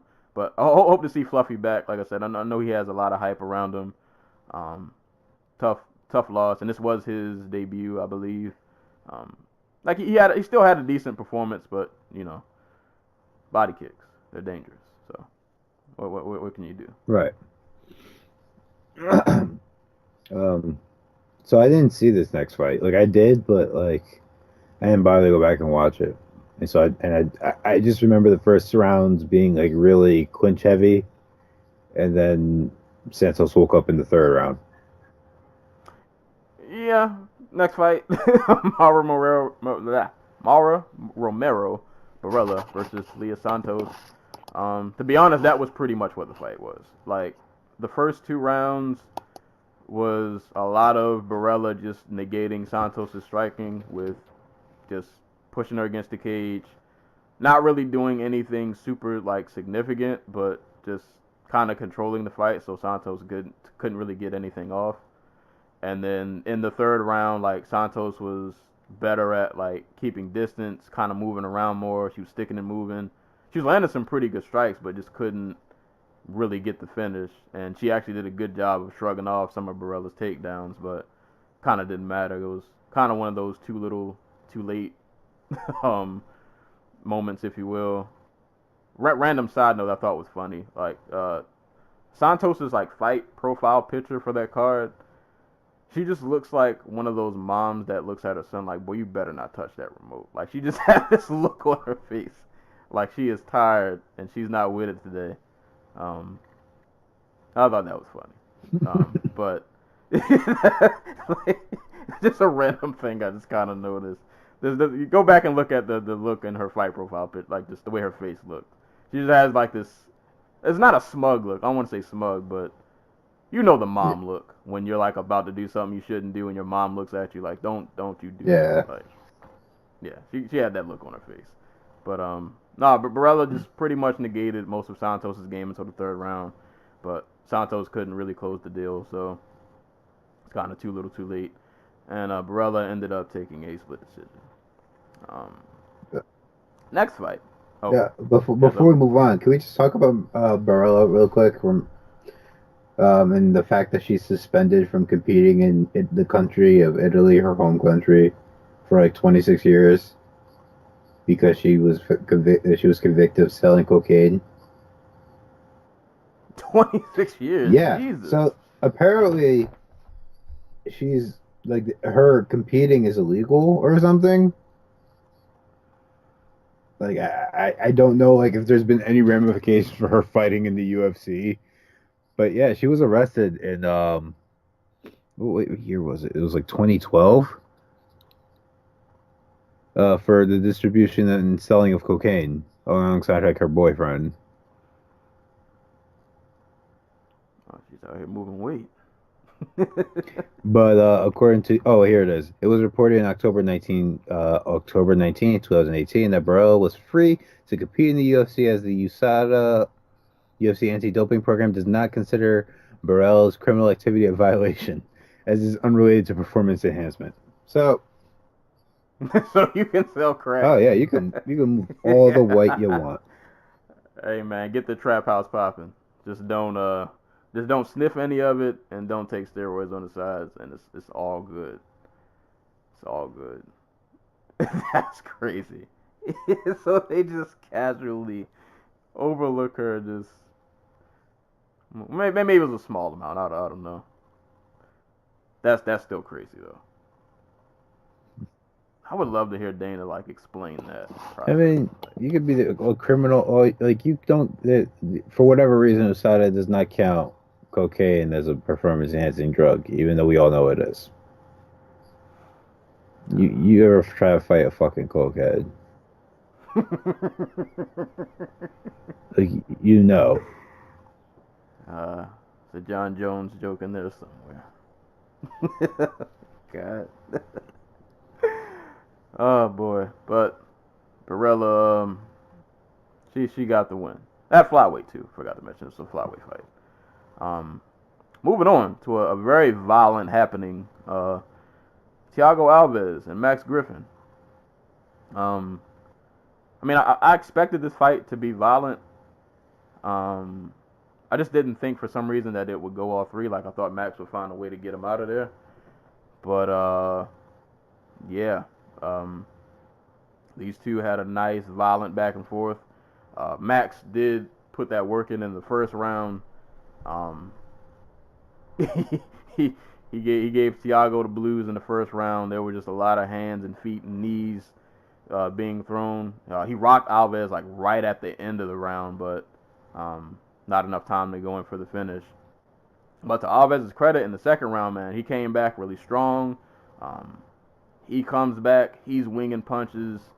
He caught Max a couple of good times and backed him up. He was landing some really nice body kicks, nice leg kicks. I was impressed that for like a guy his age, and he's another guy who's been fighting for a really long time and just kind of has a lot of mileage on him, that he was like able to just keep up this pace that this fight was at and matched it and had Max hurt at more than one moment. So he came back really strong in the second. Third round, Max was like, all right, you hurt me too many times. Enough of that. We're doing grappling now. So he kind of like tried to negate Alves' striking game. Alves got off a couple of shots, but Max controlled a lot of that round. But judges thought differently, and Alves got a split decision. Judges thought wrong. Like, which round what's the second round you give Alves? Yeah. And the only argument that I saw that, like, I get, but I still don't even really agree with, that I think somebody tried to make for giving Alves the third round, was that, like, Max controlled the round but Alves did more of like the damaging But strikes. that was only like in the first 30 seconds of the round. Right. Yeah. Like I would have agreed if maybe Max was like throwing strikes from the bottom and was like going for submission attempts. But like he literally only had a few moments like early in that round, and most of it was him either defending a takedown or just being taken down. Like it yeah. Like it was weird. I felt confident that Max was gonna get that decision. I didn't think it was a question, but you know, judge is gonna judge. Yeah. I mean, yeah, just shouts to Max Griffin for putting out an overall good performance, and shouts to Alves who battled back from.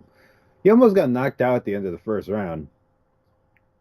He didn't get hurt so much. He got thrown to the ground by a Max Griffin flurry, but the way that round was going, there's a good chance he probably would have been stopped had that round been 30 seconds longer. Yeah. And he battled back in the second, hurt Griffin a bunch of times, forced him to go to his wrestling in the third. So Yeah. That was a really fun fight. So if you guys go back on that was the ESPN it's all on ESPN Plus. I don't know what I'm talking about. Go back and watch that fight.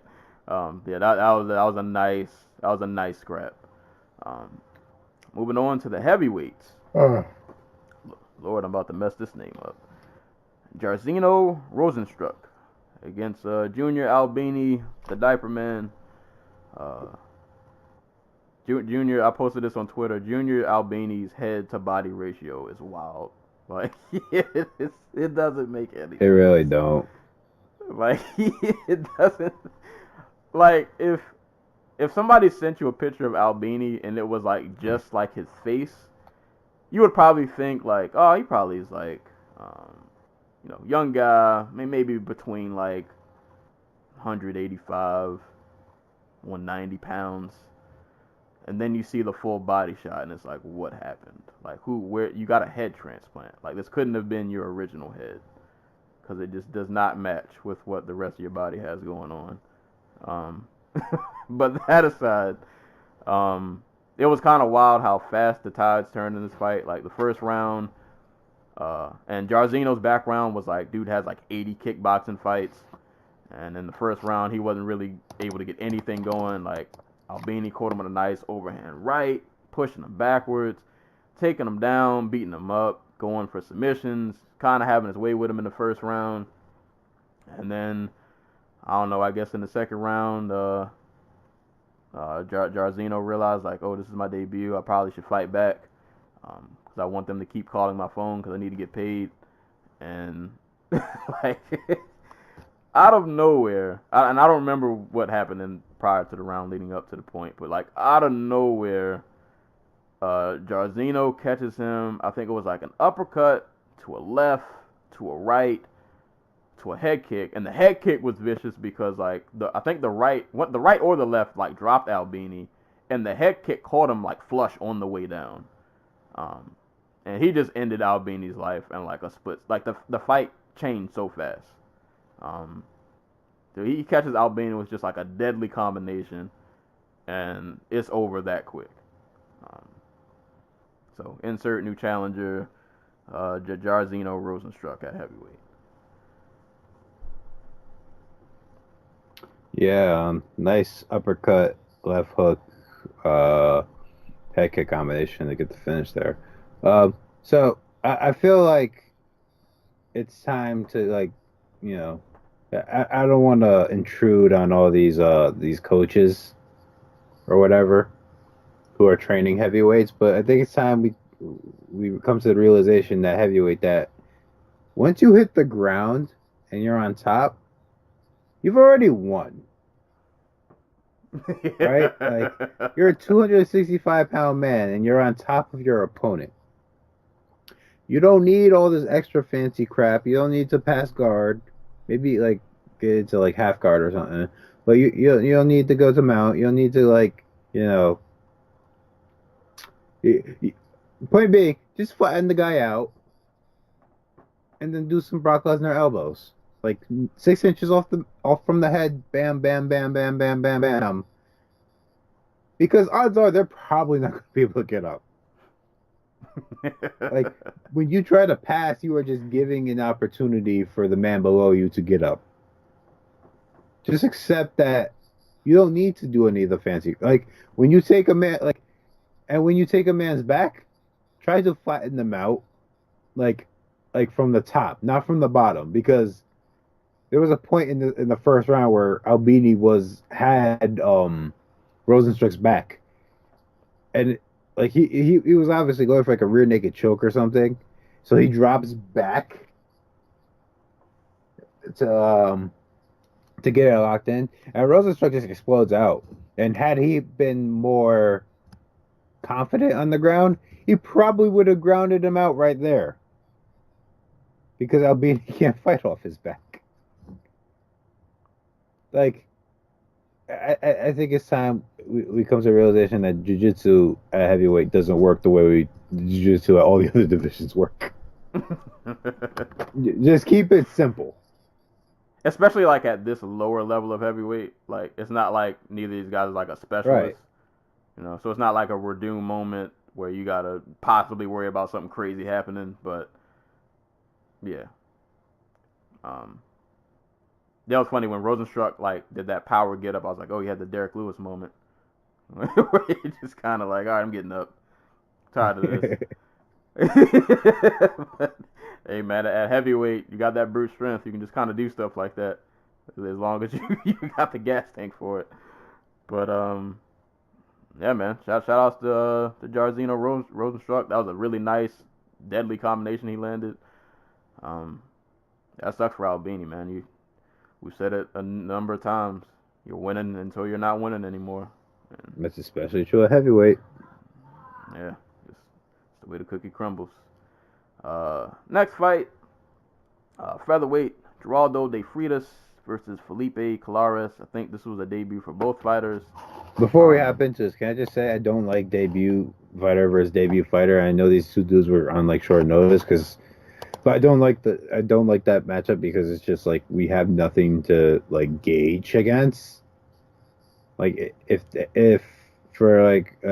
they had fought somebody like Alex Caceres, we would know like where they're at. You know what I mean? Like these are just two dudes fighting. But with that being said, it was a fun fight. I also don't remember this in ton of detail. My lasting memory of this fight is Michael Bisping being so mad at Geraldo because he would tee off on Felipe on the feet and like hurt him or maybe stun him a little bit, and then he'd just go for a takedown. I like to point out that like a week ago, we were all upset that one Aaron Pico did not shoot for a takedown after he hurt Henry Corrales. So, you know, we gotta pick a side, man. It's 50-50 sometimes. It depends. But my lasting memory of this fight was Felipe Corrales getting De Freitas up for the for a takedown.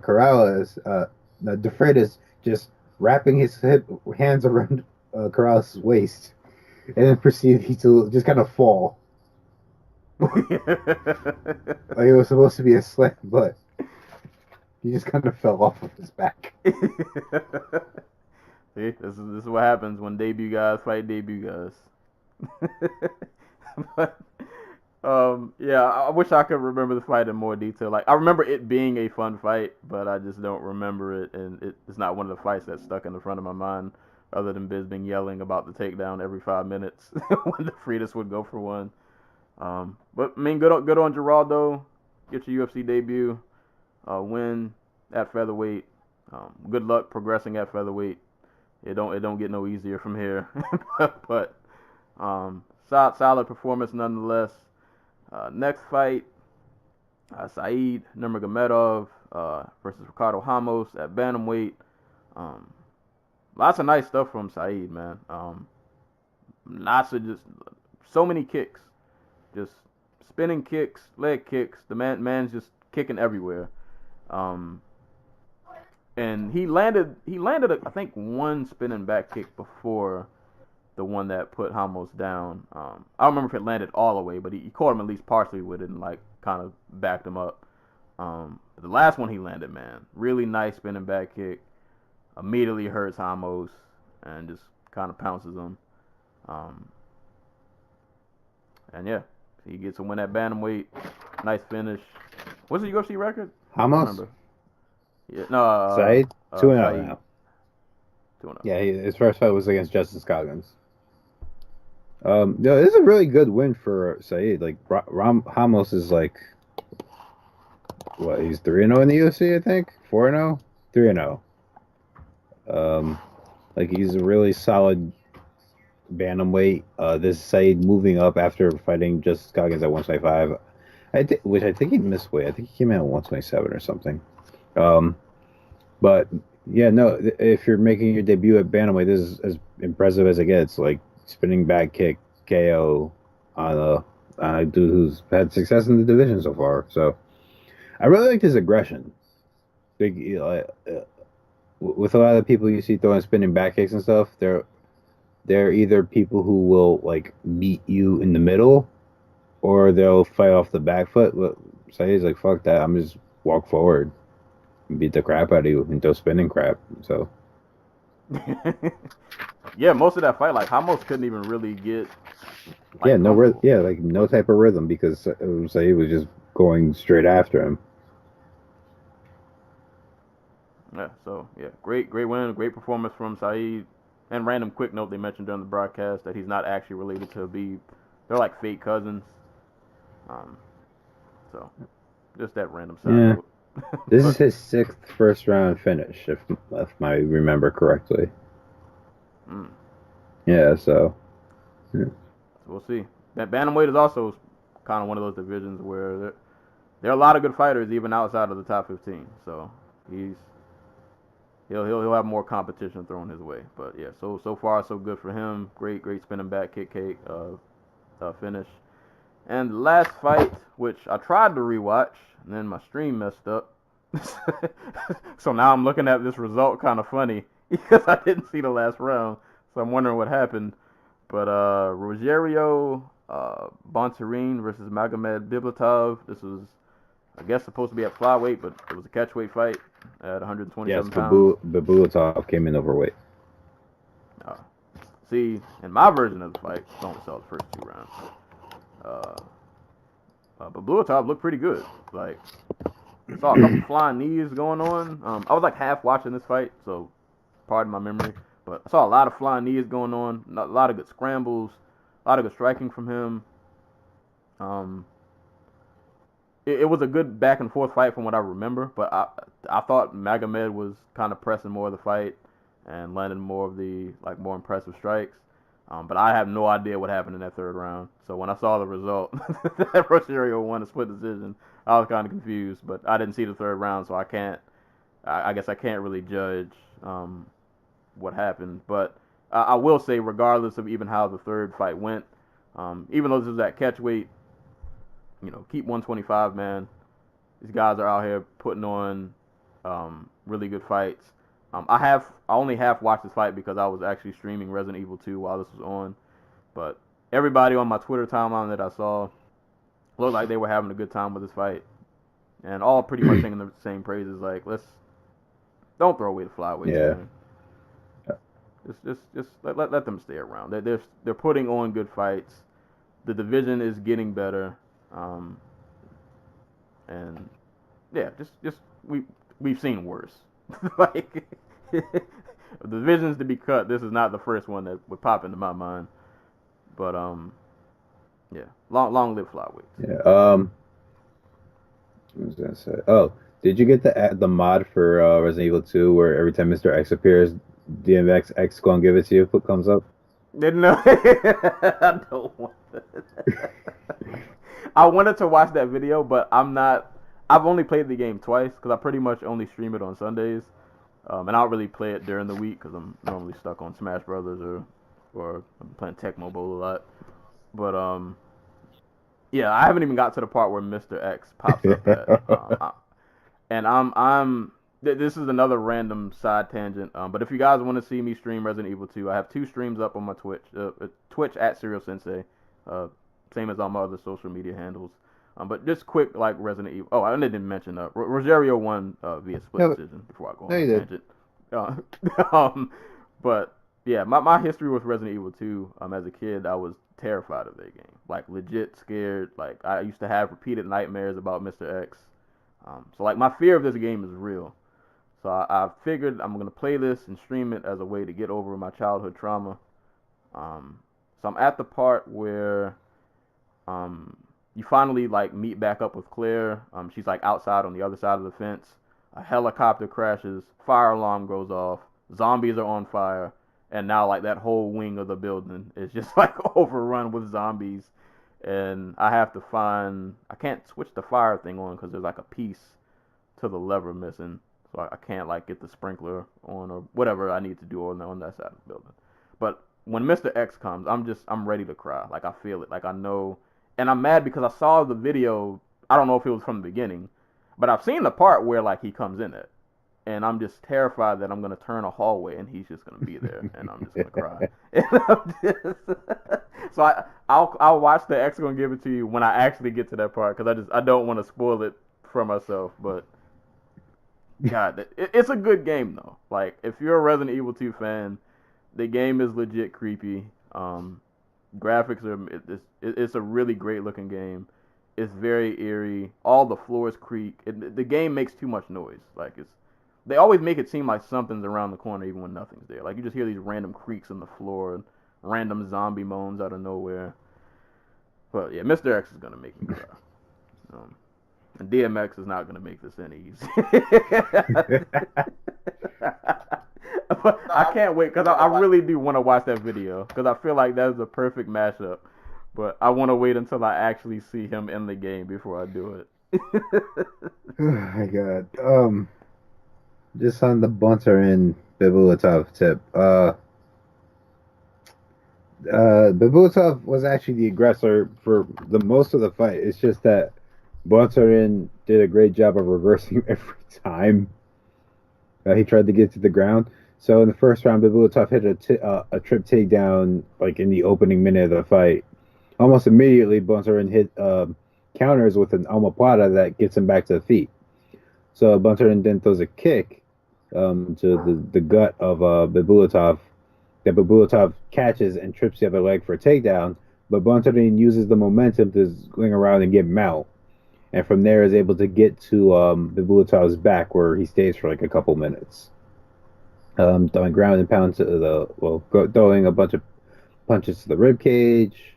Attempting a few pretty close rear naked choke attempts. Bibulatov was able to break and get to guard and eventually was able to get back on the feet. Neither guy was particularly really good defensively on the feet, so like if you threw first, there was a good chance you were going to land. He was starting to have success with the body shots as the round closed, but in the second, it was all Bibulatov. Came forward, was really just dictating the pace of the fight. But Buttering was having success with like the overhand lefts he was throwing, but for the most part, it was Bibulatov's kicks that won the round for him. And then the third round was closer, but Bontarin was starting to land like some shots on the feet. Bibulatov shot, and Bontarin managed to wizard so hard that he took Bibulatov's back and closed the round with a rear naked choke attempt that won him the fight. Alright, so I have to go back and go see what I missed in the third. See why I thought I was bamboozled. But no, it looked like a really, really fun fight. So that was pretty much the whole card. So that was UFC on ESPN Plus 2, Moraes versus Assuncao 2. Awesome card, top to bottom, paced really well, lots of good performances, great finishes. I think everybody showed out. Like, I mean, everybody there weren't many moments on this card that were like stale or boring. Like, there was pretty much always something going on in all of these fights. And then, like I said, the main card just went by so fast. And if you guys are watching it the day after, it'll go by even faster because you fast forward through commercials. So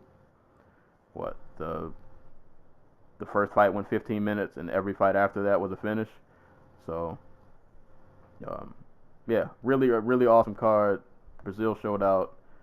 It was great, and Jose Aldo won. So I don't know what else you want. I was like just the best moment of the card.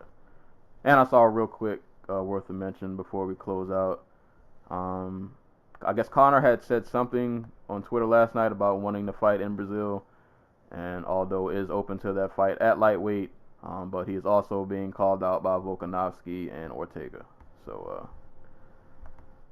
lots of options, lots of fun options for Aldo. So we're actually on pretty good time. For the second week in a row, we're under 3 hours. I like how that's our pretty good time. that's the new standard. I think 2 hours is solid. We're at like 2 hours right now. I think that's a solid podcast time. But I guess real quick, just to fast forward, next week we got UFC 234, Whitaker versus Gastelum. I got to do my write up for the good folks at Technical Foul because I'm not gonna lie, I kind of forgot this pay-per-view was even coming so quick. I got to get to writing that write-up. And luckily, I only write about the main event, co-main event, because the rest of this card, boy. Well, Kai Kara France is on it. I'm looking forward to seeing him fight. He was fun the last time. None of Venada's on it. There we go. There are some fights, but on the whole, it's not good. pay-per-view, Yeah. Yeah. For a pay-per-view quality, you're kind of looking at it, it's like, yeah. But I guess real quick, since we're on decent time, just real quick predictions. Whitaker. Whitaker. Whitaker. All right, I'm going the other way. I got Gastelum. I'm gonna go bold. I'm gonna say Gastelum. Say TKO. Yeah, I gotta give Whitaker credit because he's like the toughest guy on earth. I'm gonna say TKO third round. Watch Whitaker blast him in like 15 seconds. I'm up here looking stupid. Has Gastelum ever been stopped? Let us click on the record. I know he's lost decision. He lost to Woodley. He got submitted. He's been submitted. Yeah, but he's never been he's never been knocked out or like KO'd by strikes. Yeah, I think he'll be there to hit for Whitaker. I think I think Gastelum will have a really tough time just closing the distance like he did on Jacare. I think he'll be there to be taken down, to be honest, because I think he'll be lunging a lot to try to get at Whitaker because Whitaker's so fleet of foot and just won't stay in front of him. And will be coming in from like really far out. So I'm foreseeing a decision win for Whitaker. But there's always a chance that Gastelum catches him. But even then, like it's hard. Like unless the Yoel Romero fight took everything out of him, like it's hard for me to pick against him, knowing that he could take the best that Yoel Romero threw at him. Yeah, he if there was one Iron Man in this sport, it is Robert Whitaker. The dude is just like, the amount of punishment that he can take is like unreal. And then not even just punishment he can take, like he recovers like nothing ever happened. Like the next round he'll look like it's a brand new fight. And it's wild to watch. I guess I'm betting on the fact that Gastelum at some point will have a window to get a finish. I think he'll just be able to connect on one of these little fast twitch combinations and catch him. I guess logically this doesn't make sense because if Romero couldn't finish you, I don't know why I think Gastelum can. So I know I might have some flaws in my argument, but I guess I'm just betting on the fact, like, if Gastelum almost put away Wadman, who probably had him by like 20 pounds, I'm like, I think he can put Whitaker away. I think he can. It's gonna be hard. He's gonna have to work for it because Whitaker just doesn't die. The man wins fights with one arm, one leg, one eye, one everything, and he still wins. But I'm just gonna bet that Gastelum can capitalize on a small window. And the co-main event, I don't want to talk about it, but we'll quick thoughts. Israel Adesanya versus Anderson Silva. Adesanya picks Silva apart for 3 rounds to a dominant but not like astonishing decision win. I don't want to talk about this. I I keep trying to like force myself to like find a scenario that Anderson wins, and I just can't. Like, like part of me wants to say like, you know, Anderson will always have a chance because I'm pretty sure there's 100% chance that this fight just stays on the feet, and no, Israel Adesanya, he's not gonna be shooting for takedowns against Anderson. So I'm like, maybe Anderson has one more. Anderson problem in his older age, it's not like he's still a good fighter, but he's clearly lost a step. Like he's not his reaction time. We've said this a lot about fighters. Like his reaction time is not what it used to be. He's not as quick on the feet, and he's fighting a guy who kind of does what he does in his own, special right. But I just want to like maybe Anderson has one more trick up the sleeve he can catch Adesanya with. Maybe he's a little more, a little stronger. Maybe hits a little harder. But you know what? I'm gonna say. Anderson will have a moment in this fight where we think he's gonna win. He'll catch Adesanya with something, at least like one good shot, and maybe he'll like stun him for a second. But Adesanya will probably ultimately win this fight. Yeah. He could get a stoppage, to be honest.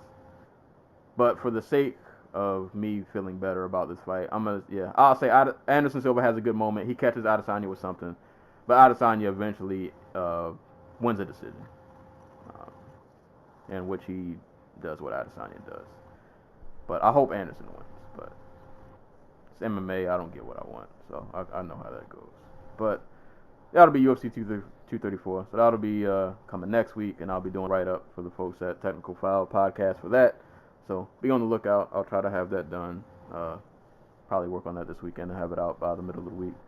But anywho, that was it for the podcast. So as always, we'll end with parting shots and shout-outs. So I don't have any shots, but 2 shout-outs. Shout-outs to the San Antonio Spurs Coyote mascot who just randomly caught a bat in the middle of the game. It was early in the game. The score was only like 6-2, and like a bat flies into the arena. I think LaMarcus Aldridge tried to throw a ball at it. I think Rudy Gay just ran. Like Rudy Gay just dipped out. The mascot comes out of nowhere like a superhero with his net. He takes the first swing at the bat and misses, and then he gets up, takes another swipe, he catches it. So good on the mascot. Shout outs to you, sir. Good animal control. And shout outs to Usain Bolt, who casually just probably got off his couch, wearing like some boots and some like Nike warm-up pants, and just proceeds to run a 4.240 like it's nothing. And probably could have ran faster had he just been wearing like the proper gear. Like it looked like he just kind of woke up and grabbed the first pairs of clothes he saw and was like, all right, let's do this. So Usain Bolt at, I believe, 32? I forgot how old he is. Somewhere in his 30s. Runs a 40 and ties the NFL record for the fastest 40 time while wearing just casual clothes like it's just something you just do every day, like it's normal. So shout out to Usain Bolt for just being a freakish athlete, and that was quite a physical feat to watch. But that's all I got for parting shots and shout outs. Shots at the Knicks. If y'all, there's no way nobody knows, so just shots at the Knicks. And this isn't really a shout out so much as it is just like thank you for having like common sense. That's Pam Northam, the wife of the governor of Virginia. Oh boy. So, for those who don't know, the governor of Virginia, they found his medical yearbook from like 35 years ago, and it has on his page, it has a photo of a man in blackface and a Ku Klux Klan clad member. And he held a press conference the other day, or it might have been yesterday, I don't even know, to talk about the yearbook and to deny that it was him. But he had also admitted to, actually doing blackface to dress up as Michael Jackson when you're at a Halloween party. Jesus. And to prove this, he was going to moonwalk at this press conference until his wife told him it would probably be inappropriate to do so. So I don't know. Like I said, I don't know if that's like. I don't know if that's worth shouting out. I don't know if that's worth a shot. I feel like it's worth talking about. Oh, Imagine man. having to tell your SO, your significant other, at their press conference, where, like you're trying to prove you're not a racist, and that you actually care about the plight of a whole group of people who helped elect you, and your first instinct is to fucking moonwalk.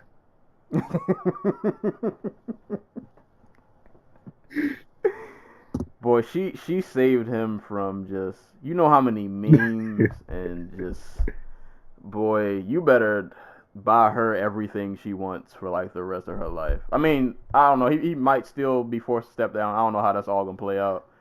But she saved it from being a lot worse than what it probably could have been. He needs to marry her again. Yeah. Just redo the wedding and just make it like 2 times as big. Yeah, man, like God, not to go down another rant, but like I'm just past the point in 2009. Really, I've been past this point. If you have to ask why like blackface is offensive, don't talk to me. Like, like I'm not explaining this anymore. They're way too. We're in the information age. If you don't know why this is offensive, I don't know what to say to you. Like, don't ask me about it. Don't. It's just no. It's just one of those things that you just don't. You just don't do. Just don't do it. And if you need an explanation, do your Googles, do your history. I'm not telling you. It's way too much information out here now for you to not know. At this point, if you're doing it, Yeah. like it was never a good thing anyway. But like I just feel like people act like they're surprised that people are offended. Like, stop. Just stop. Right. Also, Gervonta Davis is fighting next week too. For anybody who's looking for some boxing for next weekend. There you go. Actually, yeah. Well, people in my area because I'm in Maryland and he's from here. And he's fighting in California. Right? Who's he fighting? Hugo Ruiz. Erickson Lubin's going to be on that card for the first time, I think, since Hurd sent him to the Shadow Realm. No, he's fought once since. Charlo, my bad. Charlo sent him to the Shadow Realm, but he's fought once since then. And Ava Knight, who I thought retired, but apparently hasn't yet. She'll be on that card. So, yeah. Mayweather Promotions. So. Boxing happening. Yes. Oh, you know what? I do have a shot. I gotta throw a shot at Joey. Joey, I saw you trying to disparage all those accomplishments. I saw that backhanded compliment you posted on Twitter. I saw you. I didn't say anything, but I saw it.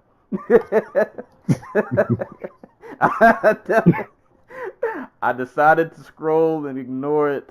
How you casually mentioned that Max Holloway walked through Aldo and that Connor why can't Aldo just win and we just celebrate the win? Why we got to bring up old stuff? Why we got to do that? So shout out Joey. I saw you. I just didn't say it. got my eye on you guys. You Aldo haters out there trying to discredit the man's accomplishments. Let him live. Let him live. But that's pretty much it for this week's podcast. And on a real quick note, I haven't reviewed any new albums. I do the Sounds Like Fun podcast also. I haven't forgotten about it. I just kind of been chilling, to be honest, because last year just 80,000 albums came out. But I've listened to a couple of new joints this year that I'll try to get a review out hopefully within the next couple weeks. So that'll be coming. And like I said, if you guys want to see me game, I'm trying to get somewhat consistently better at streaming. But I normally only do it on weekends because I'm always working on stuff during the week. So Sundays are normally my streaming day, but obviously, well, by the time you guys hear this, Super Bowl will be over. But I didn't want to stream this Sunday because I figured people won't. They'll be out watching the Super Bowl somewhere eating food. So, but been streaming Resident Evil, and I'm thinking of trying to get this set up so I can start streaming from my Switch because I play that a lot. Smash Brothers, Tecmo Bowl, have this other side-scroller game called Icy that's pretty dope. So follow me on Twitch at Serial Sensei if you're a fan of video games. I'm trying to get more active on there. So I've been streaming Resident Evil every Sunday. I streamed it yesterday. So you can go watch my stream. It's still up on my channel. So just, follow me. I do stuff. But that's been it for this episode. As always, you can give us a listen on SoundCloud, iTunes, Spotify, YouTube, Google Play. Send emails to dojotalkpodcast@yahoo.com. Follow us on the Dojo Talk Podcast Facebook and Instagram page. And you can follow me on Twitter at Serial Sensei. But as always, anytime people are being punched and or kicked in the face, we will be there to talk about it. And until next time, we will catch you guys later.